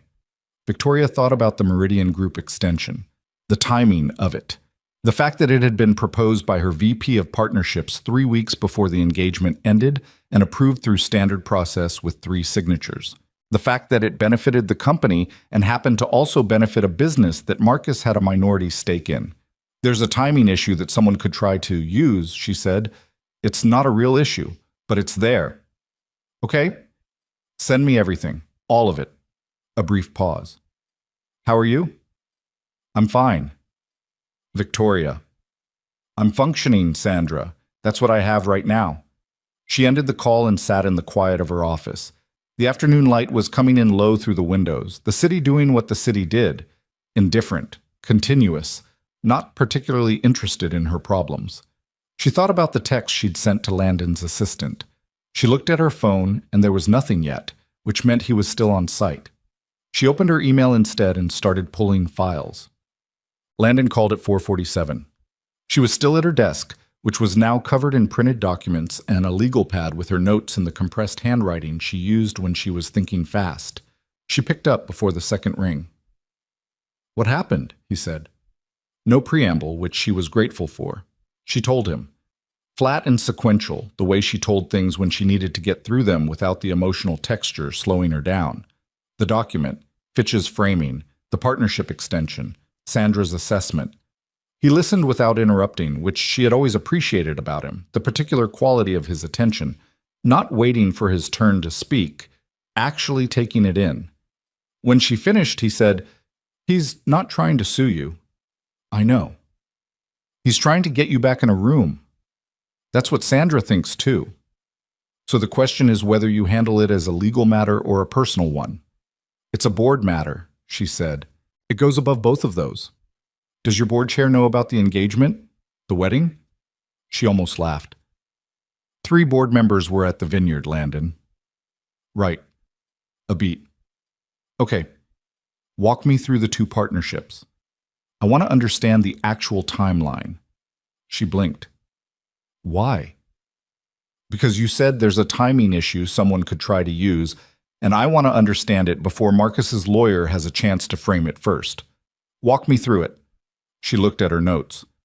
"The Meridian extension was proposed internally on September 3rd. I signed off on October 9th. Marcus and I got engaged in August." "Who proposed it internally?" "Nadia, my VP of Partnerships." "Did she know about the engagement when she proposed it?" "Yes, the whole company knew. I announced it in an all-hands." "Did she know about Marcus's stake in Meridian?" Victoria paused. "I don't know." "Find out," he said, "because if Nadia proposed it without knowing, that's your cleanest line. The proposal originated independently before any engagement-related considerations could apply. If she knew, it's more complicated, but it's still an internal process issue, not a CEO conduct issue." She was quiet for a moment, looking at her legal pad. "When did you learn to think like this?"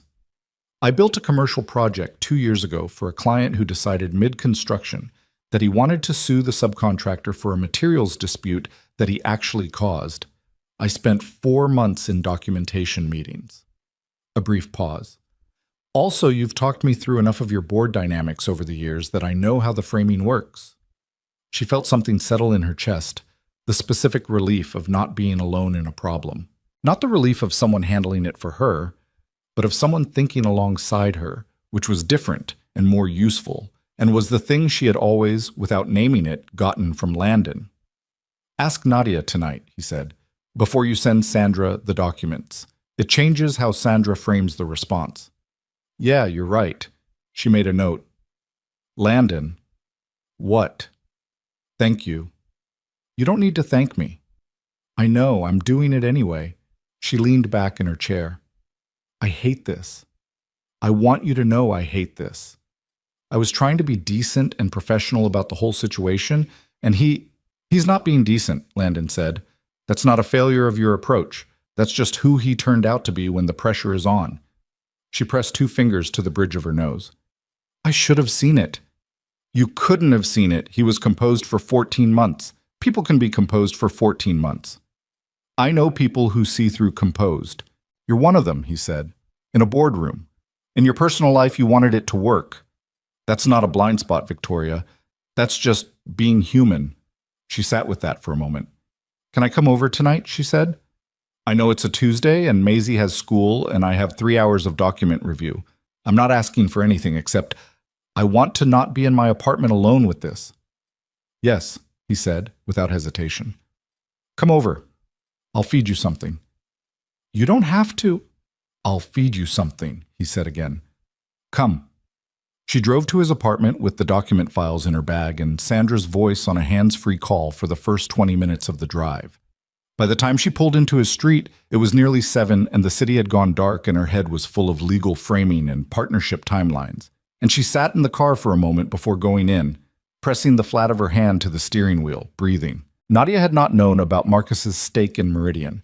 She had confirmed this at 5:15, clearly confused about why she was being asked, and Victoria had told her she might need a signed statement from her later in the week, and Nadia had said, of course, whatever you need with the uncomplicated loyalty of someone who had been with the company since the beginning and had never once given Victoria a reason to doubt her.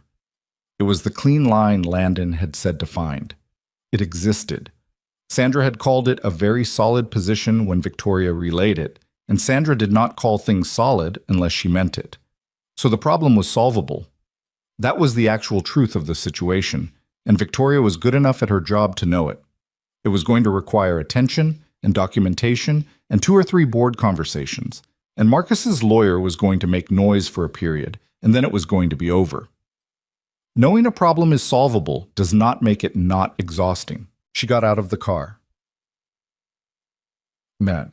Maisie was still awake when she arrived, which was either a coincidence or the result of active negotiation on Maisie's part.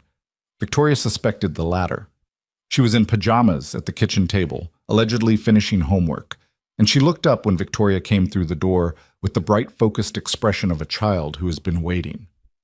You look tired again, Maisie said. I had a hard day. Dad made soup. She pointed at the stove with her pencil. He makes soup when things are bad. Victoria set her bag down and looked at Landon, who was at the stove with his back to her, and who said, without turning, It's not a crisis soup. It's just soup. He made it when I had a bad week at school, too, Maisie said. It works. Good to know. Victoria sat at the table across from Maisie, who studied her with the frank assessment she applied to things she cared about. Is it the man? Maisie said. Victoria looked at her. Which man? The one from the wedding. The one who left. Landon turned from the stove. Maisie. I'm just asking. It's yes, Victoria said, because she had learned quickly that sanitizing answers for Maisie produced more questions, and worse, less accurate follow-ups. He did something that's making my work complicated. Maisie absorbed this. That's not fair. No, it isn't. Is my dad helping? Yes. Maisie looked at Landon and back at Victoria with the expression of someone completing a logical sequence. Good, she said, with the finality of a person who has decided a situation is being handled correctly and can now return to other concerns. She picked up her pencil. I have 2 more math problems. Landon brought soup to the table 20 minutes later, after Maisie had finished her homework and been sent to brush her teeth, and after Victoria had sat at his kitchen table in the quiet and let the day lose some of its density. It was not fancy soup, white bean and whatever vegetables had been in the refrigerator, with bread from the bakery 2 streets over that Landon went to on Saturday mornings. The bread was good.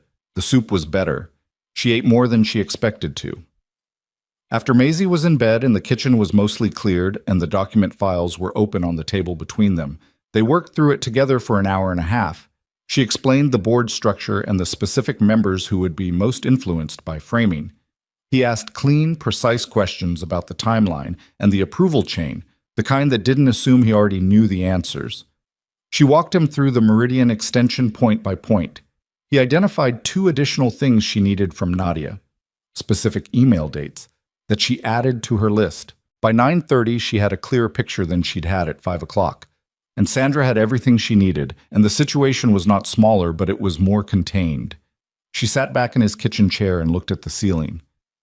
The thing that actually bothers me, she said, is not the legal part. Sandra can handle the legal part. What bothers me is the intent. He's doing this because I wouldn't let him have the conversation he wanted. He's using my company as leverage to make me sit down with him again. Yeah, Landon said. And the worst part is, she looked at him. It won't work. He has to know it won't work. He knows me well enough to know that this approach is going to do the opposite of what he wants. So either he doesn't actually want back in, and this is just damage for the sake of it, or he's desperate enough to use a bad strategy. Which do you think it is? She thought about it. Both, she said. I think he's desperate enough to reach for a bad strategy, and part of him knows it won't work, and he's doing it anyway because the alternative is accepting that it's completely over. Landon was quiet for a moment. That anonymous text I got the first night. I'm not finished either. I should have told you about it sooner. She looked at him. You got a text from him? I think so. Didn't sign it. 415 number. I didn't respond. She processed that.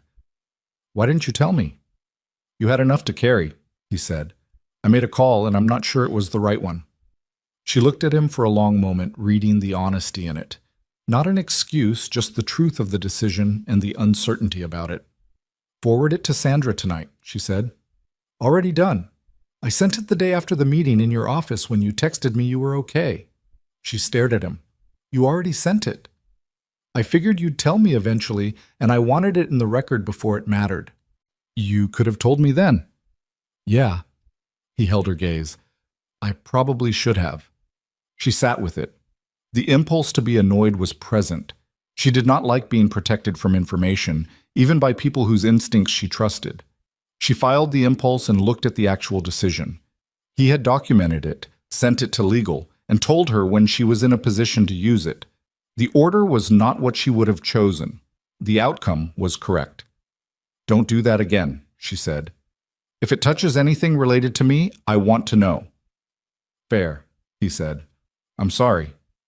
And the way he said it, no deflection, no justification, just the apology, clean and immediate, released the last of it. She nodded once. Okay, she said. They stayed at the table for a while after that, not working, just the particular kind of quiet that falls when a hard thing has been dealt with and there's nothing urgent left to push against. The apartment was still. The city hummed its continuous hum outside the windows. Somewhere down the hall, Maisie had gone fully quiet, the silence of a child deeply asleep. I've been thinking about something, Victoria said. What? About what we are, what we're doing. She turned the pen in her fingers. I've been operating under a general understanding without being specific about it, and I'm a person who is specific about things, so I want to be specific about this. Okay. He watched her, waiting. I want to be with you, she said. Clearly. I don't want to keep having the conversation where we acknowledge what we feel and then leave the structure of it undefined. I want to define it. So define it. I'm asking you to be in a relationship with me, a real one, not a developing situation or a figuring it out. A relationship where I'm your person and you're mine, and we deal with things like the last 4 hours as a unit, rather than as two people being very supportive in the direction of each other. He was quiet for a moment. That's what I've been doing. I know. I'm making it explicit, because that's how I work, and I'm done apologizing for it. I know how you work, he said. I've known for 11 years. So? So yes, he said, like it was the simplest thing. Yes, Victoria, that's what this is. That's what it's been since the vineyard, at least for me. She set down the pen. Something in her went quiet, not the anxious quiet of deferral, but the actual quiet of something decided. Good, she said. I just needed to say it out loud. I know. I'm going to be difficult sometimes. I'm aware. I'm going to work too much and forget to eat and have opinions about things that aren't my business. All established facts. And I'm going to... She stopped, looked at him with the expression that still didn't have a complete name, the one that had been developing since the vineyard and had been adding new layers each week. I'm going to love Maisie. If that's... I want you to know that's not a performance or an effort. She's already... She looked briefly toward the hallway. She's already someone I would show up for. That's real. Landon held her gaze for a moment. She knows, he said quietly. Kids know. I know they do. She exhaled. I just wanted you to hear it. He reached across the table and took her hand, not dramatically, just the natural motion of someone closing a small distance, and she let him. And they sat in his kitchen in the ordinary light with the document files pushed to one side and the soup bowls in the drying rack and the city outside doing what cities do. This was also not a perfect moment. She had a board problem that wasn't finished, and an ex-fiancé who had decided to make professional noise in 3 early meetings in the morning and a headache sitting at the base of her skull that had been present since approximately 1 o'clock. Landon had a project deadline in 8 days and a daughter who would be awake at 6:30 and a kitchen table that was currently serving as a legal document workspace. None of it was resolved or settled or wrapped up, but she was here, at this table, in this apartment, with this man's hand over hers, and for the first time in longer than she could clearly identify, she was exactly where she had decided to be, rather than somewhere she had argued herself into. That difference, it turned out, was everything. The board meeting happened on a Thursday afternoon 2 weeks later in the Sinclair Group's main conference room on the 14th floor with 6 board members, Sandra Cho on Victoria's right, and the Meridian documentation stacked in neat folders at each seat. Gerald Fitch was not present. Marcus Shaw was not present. The formal grievance had been submitted in writing, which meant the board was evaluating it without his direct advocacy in the room, which was either a tactical choice or an acknowledgement that his position was weaker than he'd hoped. Victoria presented for 12 minutes. She did not over-explain. She laid out the Meridian timeline, the approval chain, Nadia's written statement confirming she had been unaware of Marcus's stake when she submitted the partnership proposal, and the documented decision process that involved 3 signatories above Victoria's level. She presented the second partnership with the same format. She addressed the public conduct allegation in 2 sentences. When she finished, the board chair, a woman named Patricia Osei, who had been on the Sinclair Group board since year 2 and who had, in Victoria's experience, never said an unnecessary word in any meeting, looked at the documentation for a moment. Then she looked up and said, "Is there anything else you want us to know?" "No," Victoria said. "The record is complete." Patricia looked down the table at the other 5 members. 2 of them had been at the vineyard. None of their expressions gave anything away, which was either professionalism or a very good sign. "We'll deliberate," Patricia said. "We'll have a written response to both parties within 5 business days." Victoria nodded, gathered her copies, and left the room with Sandra. In the hallway, she kept walking until they reached the elevator bank, stepped inside, and waited for the doors to close. Sandra said, "That went well." "I know. The Nadia statement was the thing. It closed the framing before it opened." "I know." Victoria looked at the elevator numbers. "You'll call me when the written response comes?" "Within an hour of receiving it." The elevator opened at the lobby. They shook hands, and Sandra went left toward the parking structure, and Victoria went right toward the front entrance and stepped out into the afternoon where the city was doing its Tuesday thing, traffic and pedestrians and someone's music leaking from a restaurant doorway. She stood on the sidewalk and texted Landon. "It's done." "I think it went well. Sandra thinks it went well." His reply came in under a minute. "It went well because you were prepared." "Dinner tonight?" Maisie made a request. She smiled at the phone, standing in the middle of the foot traffic, people moving around her in both directions. "What's the request?" "She wants to teach you how to play a card game she invented. The rules are extremely complicated and change during play." "That sounds like something I could handle." "You've been warned." She put the phone in her pocket and started walking toward the parking structure, and the city moved around her. And the thing she was walking toward was not a clean resolution or an uncomplicated future, but a kitchen table and a 7-year-old with a card game and a man who had been there the whole time.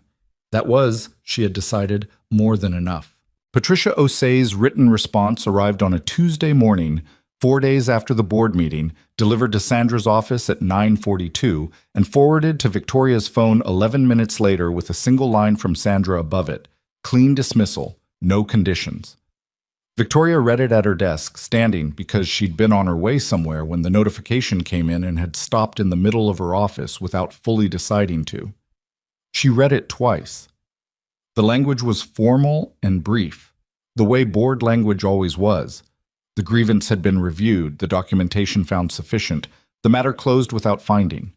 Marcus's legal team would receive the same letter simultaneously, which meant he already knew or would know within the hour. She set the phone down on her desk. She had expected relief. She got something more complicated, not satisfaction exactly, more like the particular flatness that follows the end of a fight you hadn't wanted to be in. The kind of tired that isn't about sleep. She texted Sandra, "Thank you for all of it." Then she texted Landon. "It's over, board dismissed it." He called instead of texting back, which was the right instinct. "Hey," he said. "Hey, how do you feel?" She thought about it honestly, which she had learned over the last several weeks to do with him rather than around him.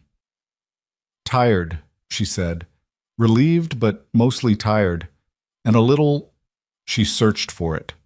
"Sad, maybe. Not about him, about the version of the last year I thought I was living versus what it actually was." That's a legitimate thing to feel. I know it is.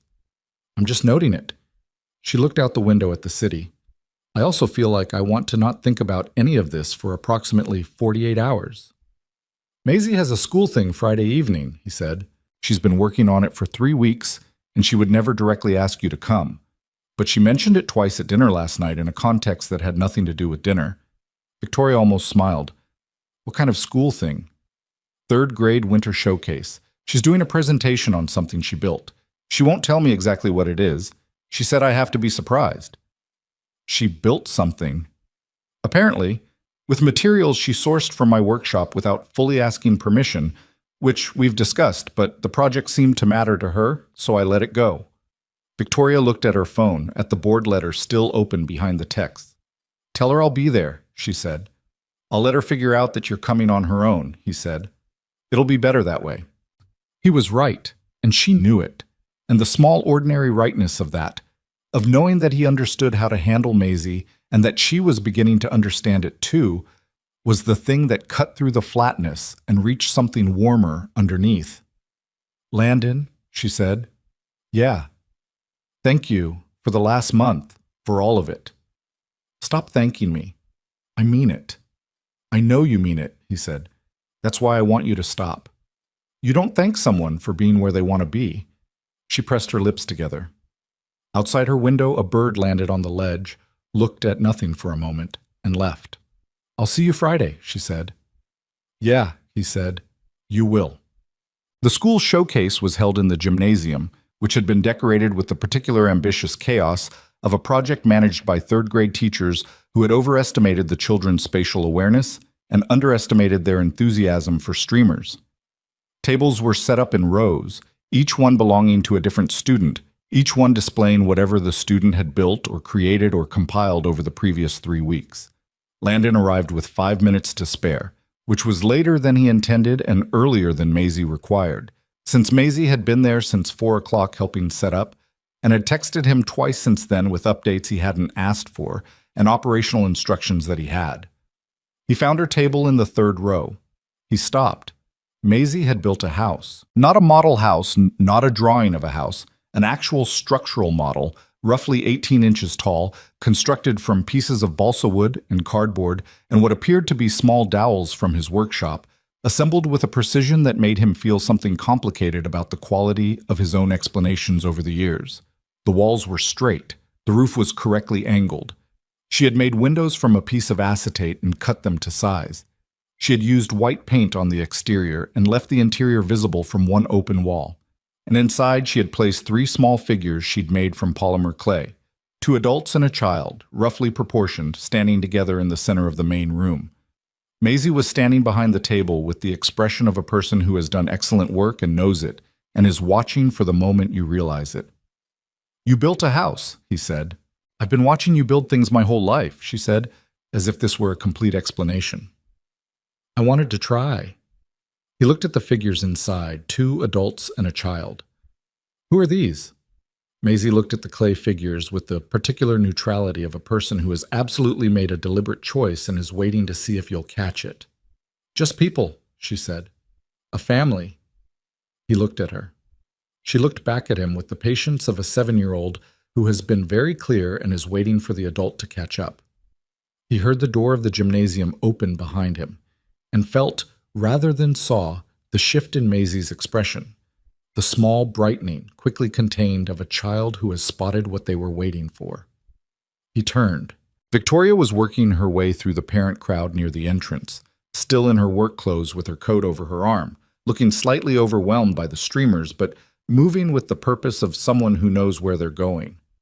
She found Landon's face in the crowd and made her way toward him, and then she saw the table, and she stopped. She looked at the house, at the windows, at the open interior, at the 3 clay figures. Then she looked at Maisie. Maisie was watching her with the same patient, clear-eyed expression she'd given Landon 30 seconds ago. "You built this," Victoria said. "Yeah." "Did you—" She came closer, leaned down to look at the interior. Landon watched her take in the proportions, the angled roof, the careful window cuts. "Maisie, this is genuinely impressive." "I know," Maisie said, without arrogance, just the plain self-assessment of a child who has done her best and measured it accurately. "I used Dad's dowels without asking. We talked about it." "We talked about it," Landon confirmed.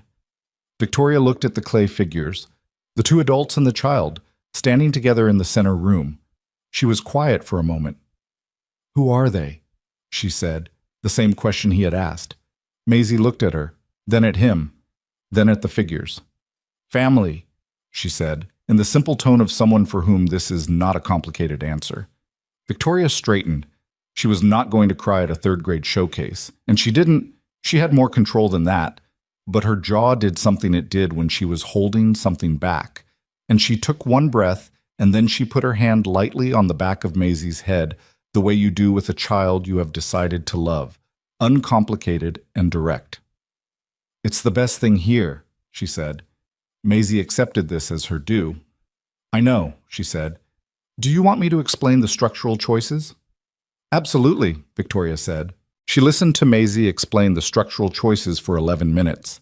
Landon stood beside her and listened too, and the gymnasium noise went on around them. Other parents, other tables, other small, proud children presenting their work, and the 3 of them stood at one table in the 3rd row, and none of it was grand or cinematic. It was just life, which is the best version of those moments, the unremarkable ones that you carry for a long time without knowing, at the time, that you will. The board letter's arrival also marked, without either of them formally noting it, the point at which the last external pressure released, and what they were left with was simply each other and the practical shape of a shared life, which turned out to be both simpler and more demanding than either of them had expected. They were different in ways that mattered. Victoria ran on schedule. She was up at 5:45 and planned her weeks in blocks, and found unexpected changes to her calendar physically irritating in the way some people find sounds irritating, a full-body response she had learned to manage but not eliminate.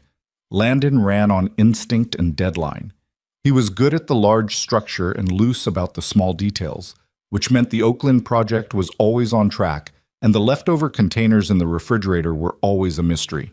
They argued about the refrigerator specifically in late November, a Saturday morning argument that started as a comment and became a full exchange that lasted maybe 12 minutes and ended inconclusively, which was the natural resolution for arguments about refrigerator organization. She organized it correctly the following Wednesday while he was at work, and did not mention this, and he noticed and also did not mention it, and they were even. They argued about her schedule in December, after she canceled 2 plans in a single week because of work requirements that were real and legitimate, and that Landon understood intellectually and found frustrating anyway. He said so directly, which was not what she was used to from people around her. Most people absorbed her cancellation silently, recalibrating without comment. The specific deference of people who have learned that her time runs on a different scale. He didn't do that. He said, "I understand why, but I want you to know it's not nothing when it happens." She had stood in her kitchen looking at him for a moment, recalibrating her own expectation of the conversation. "You're right," she said. "I'll do better." Not a promise to change the nature of her work, not a defense, just the acknowledgement and the intention. He had accepted it because it was honest, and because he understood, he had always understood, the difference between someone not caring and someone operating inside constraints that are real. These were not small adjustments. Anyone who tells you that love makes accommodation easy has either not experienced the kind of accommodation that actually tests people or has edited their memory of it. Love makes the accommodation worth it. That is the distinction. It still costs something. You still have to decide over and over that the person is worth the cost, and they have to decide the same about you. And some days that decision is easy, and some days it requires more than you feel like you have. They had those days too. But they also had Saturday mornings at his kitchen table, Maisie drawing or reading or explaining card game rules that changed mid-game. They had long phone calls on her late nights when she was still at the office, and he had already put Maisie to bed, and he would sit on the couch in the quiet apartment and let her process out loud, which she needed, and which most people had never given her cleanly.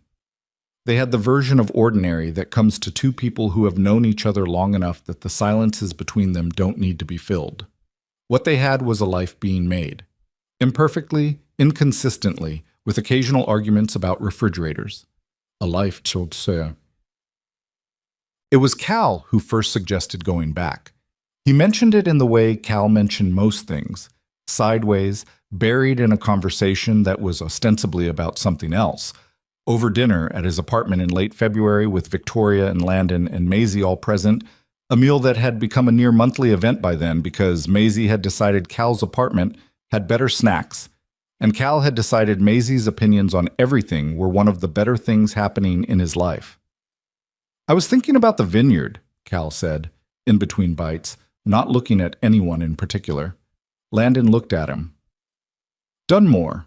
I was thinking about going back. He kept his tone very casual, which was a tell. Cal was not a naturally casual person. Good wine.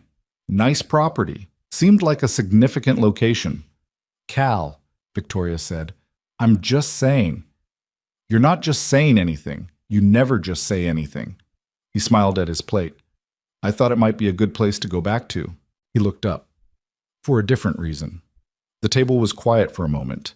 Maisie, who had been listening with her head down in the practiced way of someone who has learned that adults say more when they think you're not tracking, looked up with carefully arranged neutrality.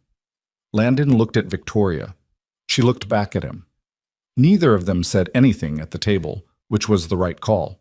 But later, after dinner, after Maisie was asleep on Cal's couch, under the throw blanket she had claimed as personally hers 3 visits ago, and Cal had very deliberately found something to do in the other room, Landon and Victoria stood at the kitchen counter, and he said, He's not wrong. Victoria turned her coffee cup in her hands. No, she said. He's not. Is it too... He looked for the word. Is it too neat? Going back there. Does it feel like something you force because it's a good story? She thought about it genuinely, which he had come to appreciate about her. She didn't give him the polished answer. She thought first. I think, she said slowly, that there's a difference between forcing a symmetry and choosing to close a circle. One of those is for the story. The other one is for you. She met his eyes. I want to close the circle. Not because it's tidy. Because that place is the place where I stopped pretending I didn't know what I knew. And I'd like to go back to it for a reason that's true. He was quiet for a moment. Okay, he said. Yeah? Yeah? She looked at him with the expression that had been developing since September, the one that had been adding layers every week, and she said very quietly, Ask me. He looked at her. Not because you have to be dramatic about it, she said. Not for the story, just ask me. He set his coffee down. He turned to face her fully, and she was looking at him the way she had at the vineyard, directly, without the performance of composure, just herself, the real version, tired and certain and present. Will you marry me? He said. Not a question with theatrical decoration, just the actual sentence said plainly, by a man who had loved this woman for 11 years and was done being indirect about anything. Victoria looked at him for one long moment. Yes, she said. Same plain delivery, same complete absence of performance. Yes, that's the answer. He kissed her in Cal's kitchen, which was not a vineyard and was somewhat cramped and had a dish towel on the counter that said something about wine being proof that life is good, which was stupid. But it was where the moment happened, and moments don't ask permission about their location. From around the corner of the hallway came a voice. Finally! They both turned. Maisie was standing at the edge of the kitchen in her socks, the throw blanket from the couch wrapped around her shoulders like a cape. Her expression, the expression of a child who has been waiting for this specific event for a very long time and is deeply satisfied to have been present for it. "You were supposed to be asleep," Landon said.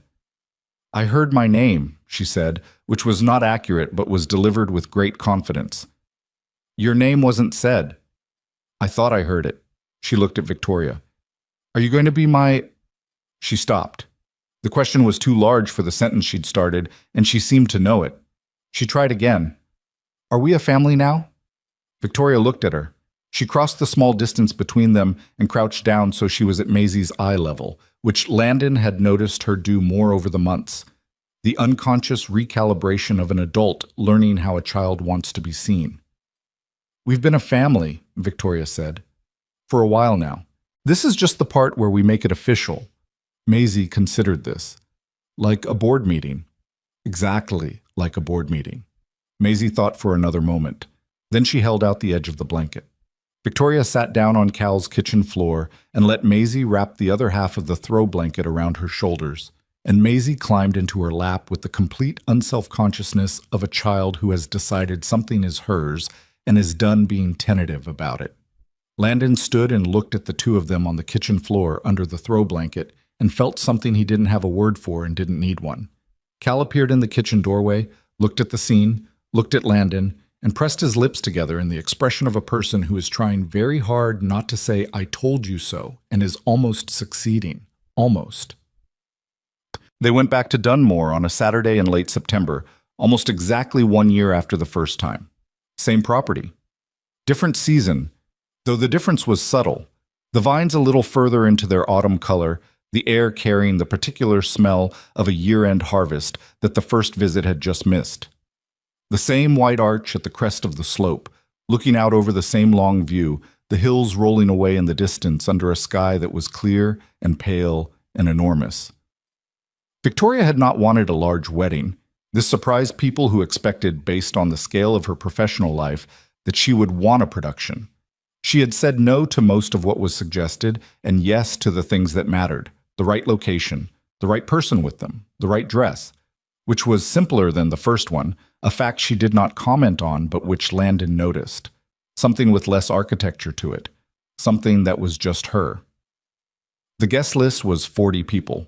She had said 50 was the maximum, and then spent 2 weeks cutting it down to 40, because she found, when she actually looked at the names, that some of them were professional obligations rather than people she wanted standing in that particular place on that particular day.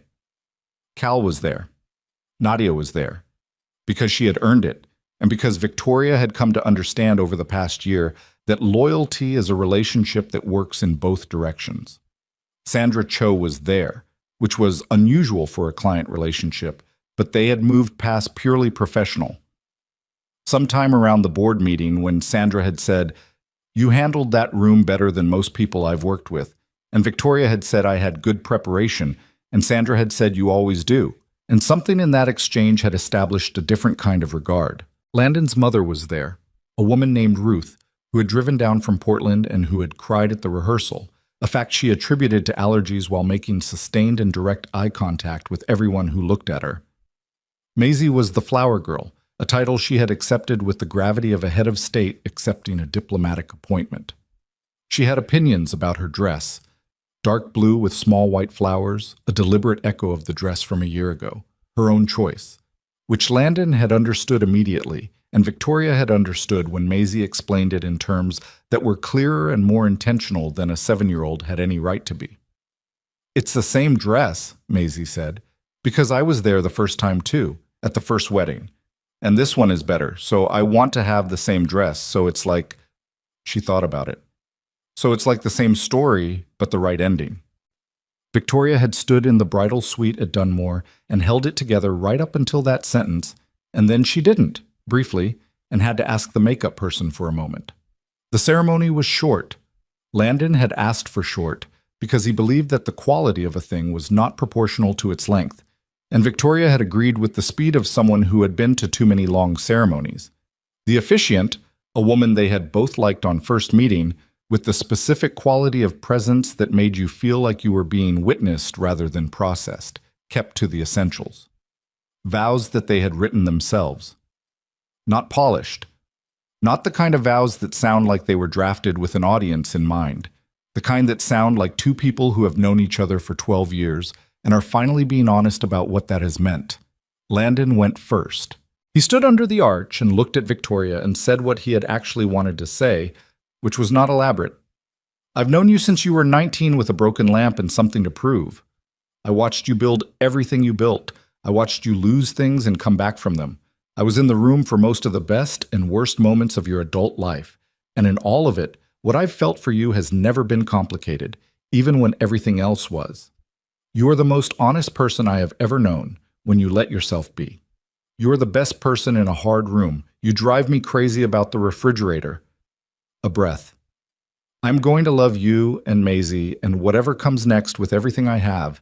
I am not going anywhere. I have never been going anywhere.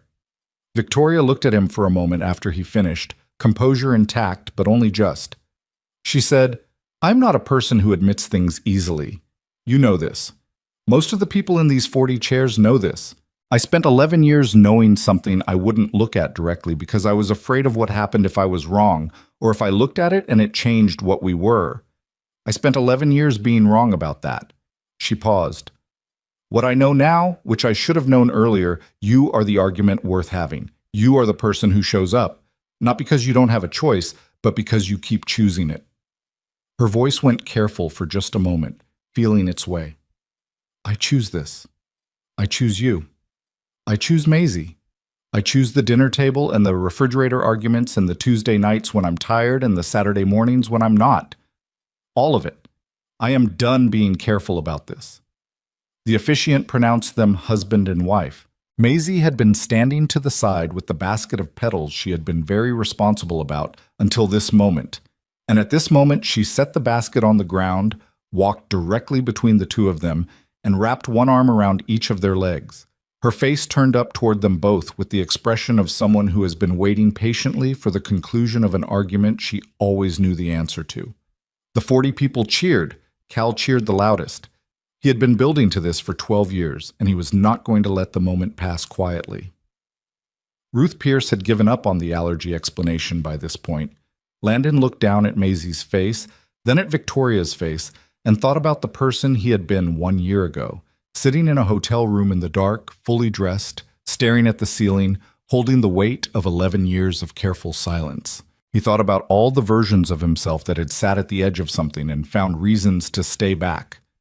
He had spent a long time believing that love was something you protected by not acting on it, that you could hold something safe by keeping it still.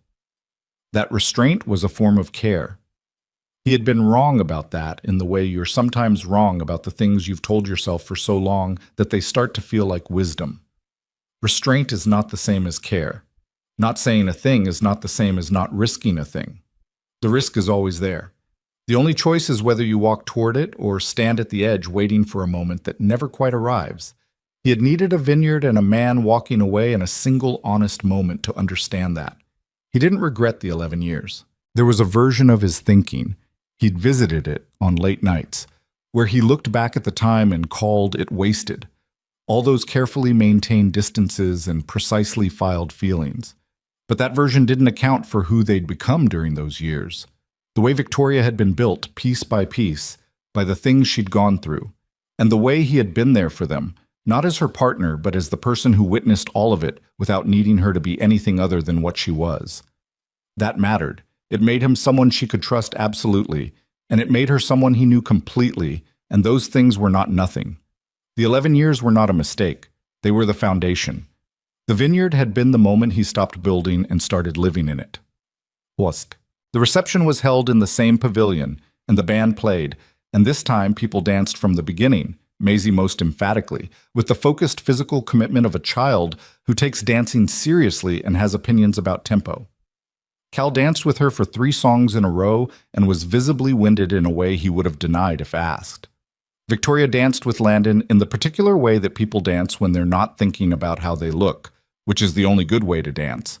She had her head at his shoulder and one of his hands held against her collarbone, and she said, not loudly, into the space between them. Last time I was in this vineyard, I thought my life was ending. I know. It wasn't. No, he said. It was changing. She lifted her head and looked at him. I keep thinking about something, the version of tonight where neither of us said anything, where I married Marcus and you went home and we spent the next decade being excellent friends who both knew and neither of us. She stopped. I can't fully picture it, but I know it existed. I know it was the track we were on. It was, he said. What changed it? She said. It was not quite a question. You were standing at the altar, he said, and I couldn't watch you stand there alone. She looked at him. That's it? That's it. No grand philosophy. I just couldn't watch you stand there alone. She was quiet for a moment. That's actually more than grand philosophy, she said. Someone deciding they can't watch you stand somewhere alone. That's the real thing. That's bigger than a decision. That's a revelation about what you are to someone. He thought about that. Yeah, he said. I think that's right. People spend a lot of time trying to figure out if they love someone enough, she said. I think the real question is different. The real question is whether you're the person who can't watch them stand somewhere alone. She looked past his shoulder toward the vineyard, the rows of vines in their autumn color, the same view as a year ago. That's the question that matters. He held her closer, and they moved in the slow way of people with no reason to hurry. Later, after the reception wound down and the guests started making their way out to the parking areas in small groups, and Maisie had fallen asleep in her chair exactly as she had a year ago, and Cal had said his goodbyes with a handshake that turned into a hug that lasted longer than either of them acknowledged, Victoria and Landon walked to the edge of the pavilion and looked out at the vineyard. The lights were on, strung across the dark, the same lights as last year. The vines were the same vines. The view was the same view. Everything else was different. Same place, she said. Different story, he said. She thought about that. Same story, she said. Just the part that was always meant to happen. Maisie was collected, still mostly asleep, and slung against Landon's shoulder the way she'd been slung against it 100 times. Her weight familiar, her breathing slow, her small hand loosely gripping the collar of his jacket. Victoria walked beside them down the path toward the parking area, her heels off, and in her hand, her feet on the grass, the lights receding behind them. There are things you can't plan for, not because the future is unknowable, though it is, but because the things that change your life most completely are almost never the things you were trying to make happen. They are the things that happen while you're trying to make something else happen. The crack in the scheduled event, the moment that goes wrong in the right way, the person you've been looking at for 11 years finally seen clearly. You can spend a life arranging the conditions for happiness and miss it entirely because you arranged them a little too precisely, left no room for the wrong moment to become the right one. Or you can be standing at the edge of something you've been afraid of and choose it anyway, not because you're certain, not because the outcome is guaranteed, but because the alternative is standing at the edge for the rest of your life watching someone else stand somewhere alone. That is not wisdom anyone teaches you. It's the kind of thing you learn the way Landon learned it. Standing in a vineyard with your heart in your throat, watching the music stop and the silence come in, and a woman you love standing frozen under an arch with petals falling at her feet. Some lessons cost something to learn. The ones that cost the most tend to be the ones worth keeping. The three of them walked beneath the lights, and the vineyard fell away behind them, and the parking area came into view ahead, and Maisie stirred against Landon's shoulder and said, without fully waking, "Are we going home?" Landon looked at Victoria beside him. "Yeah, Bug," he said. "We're going home." And they were.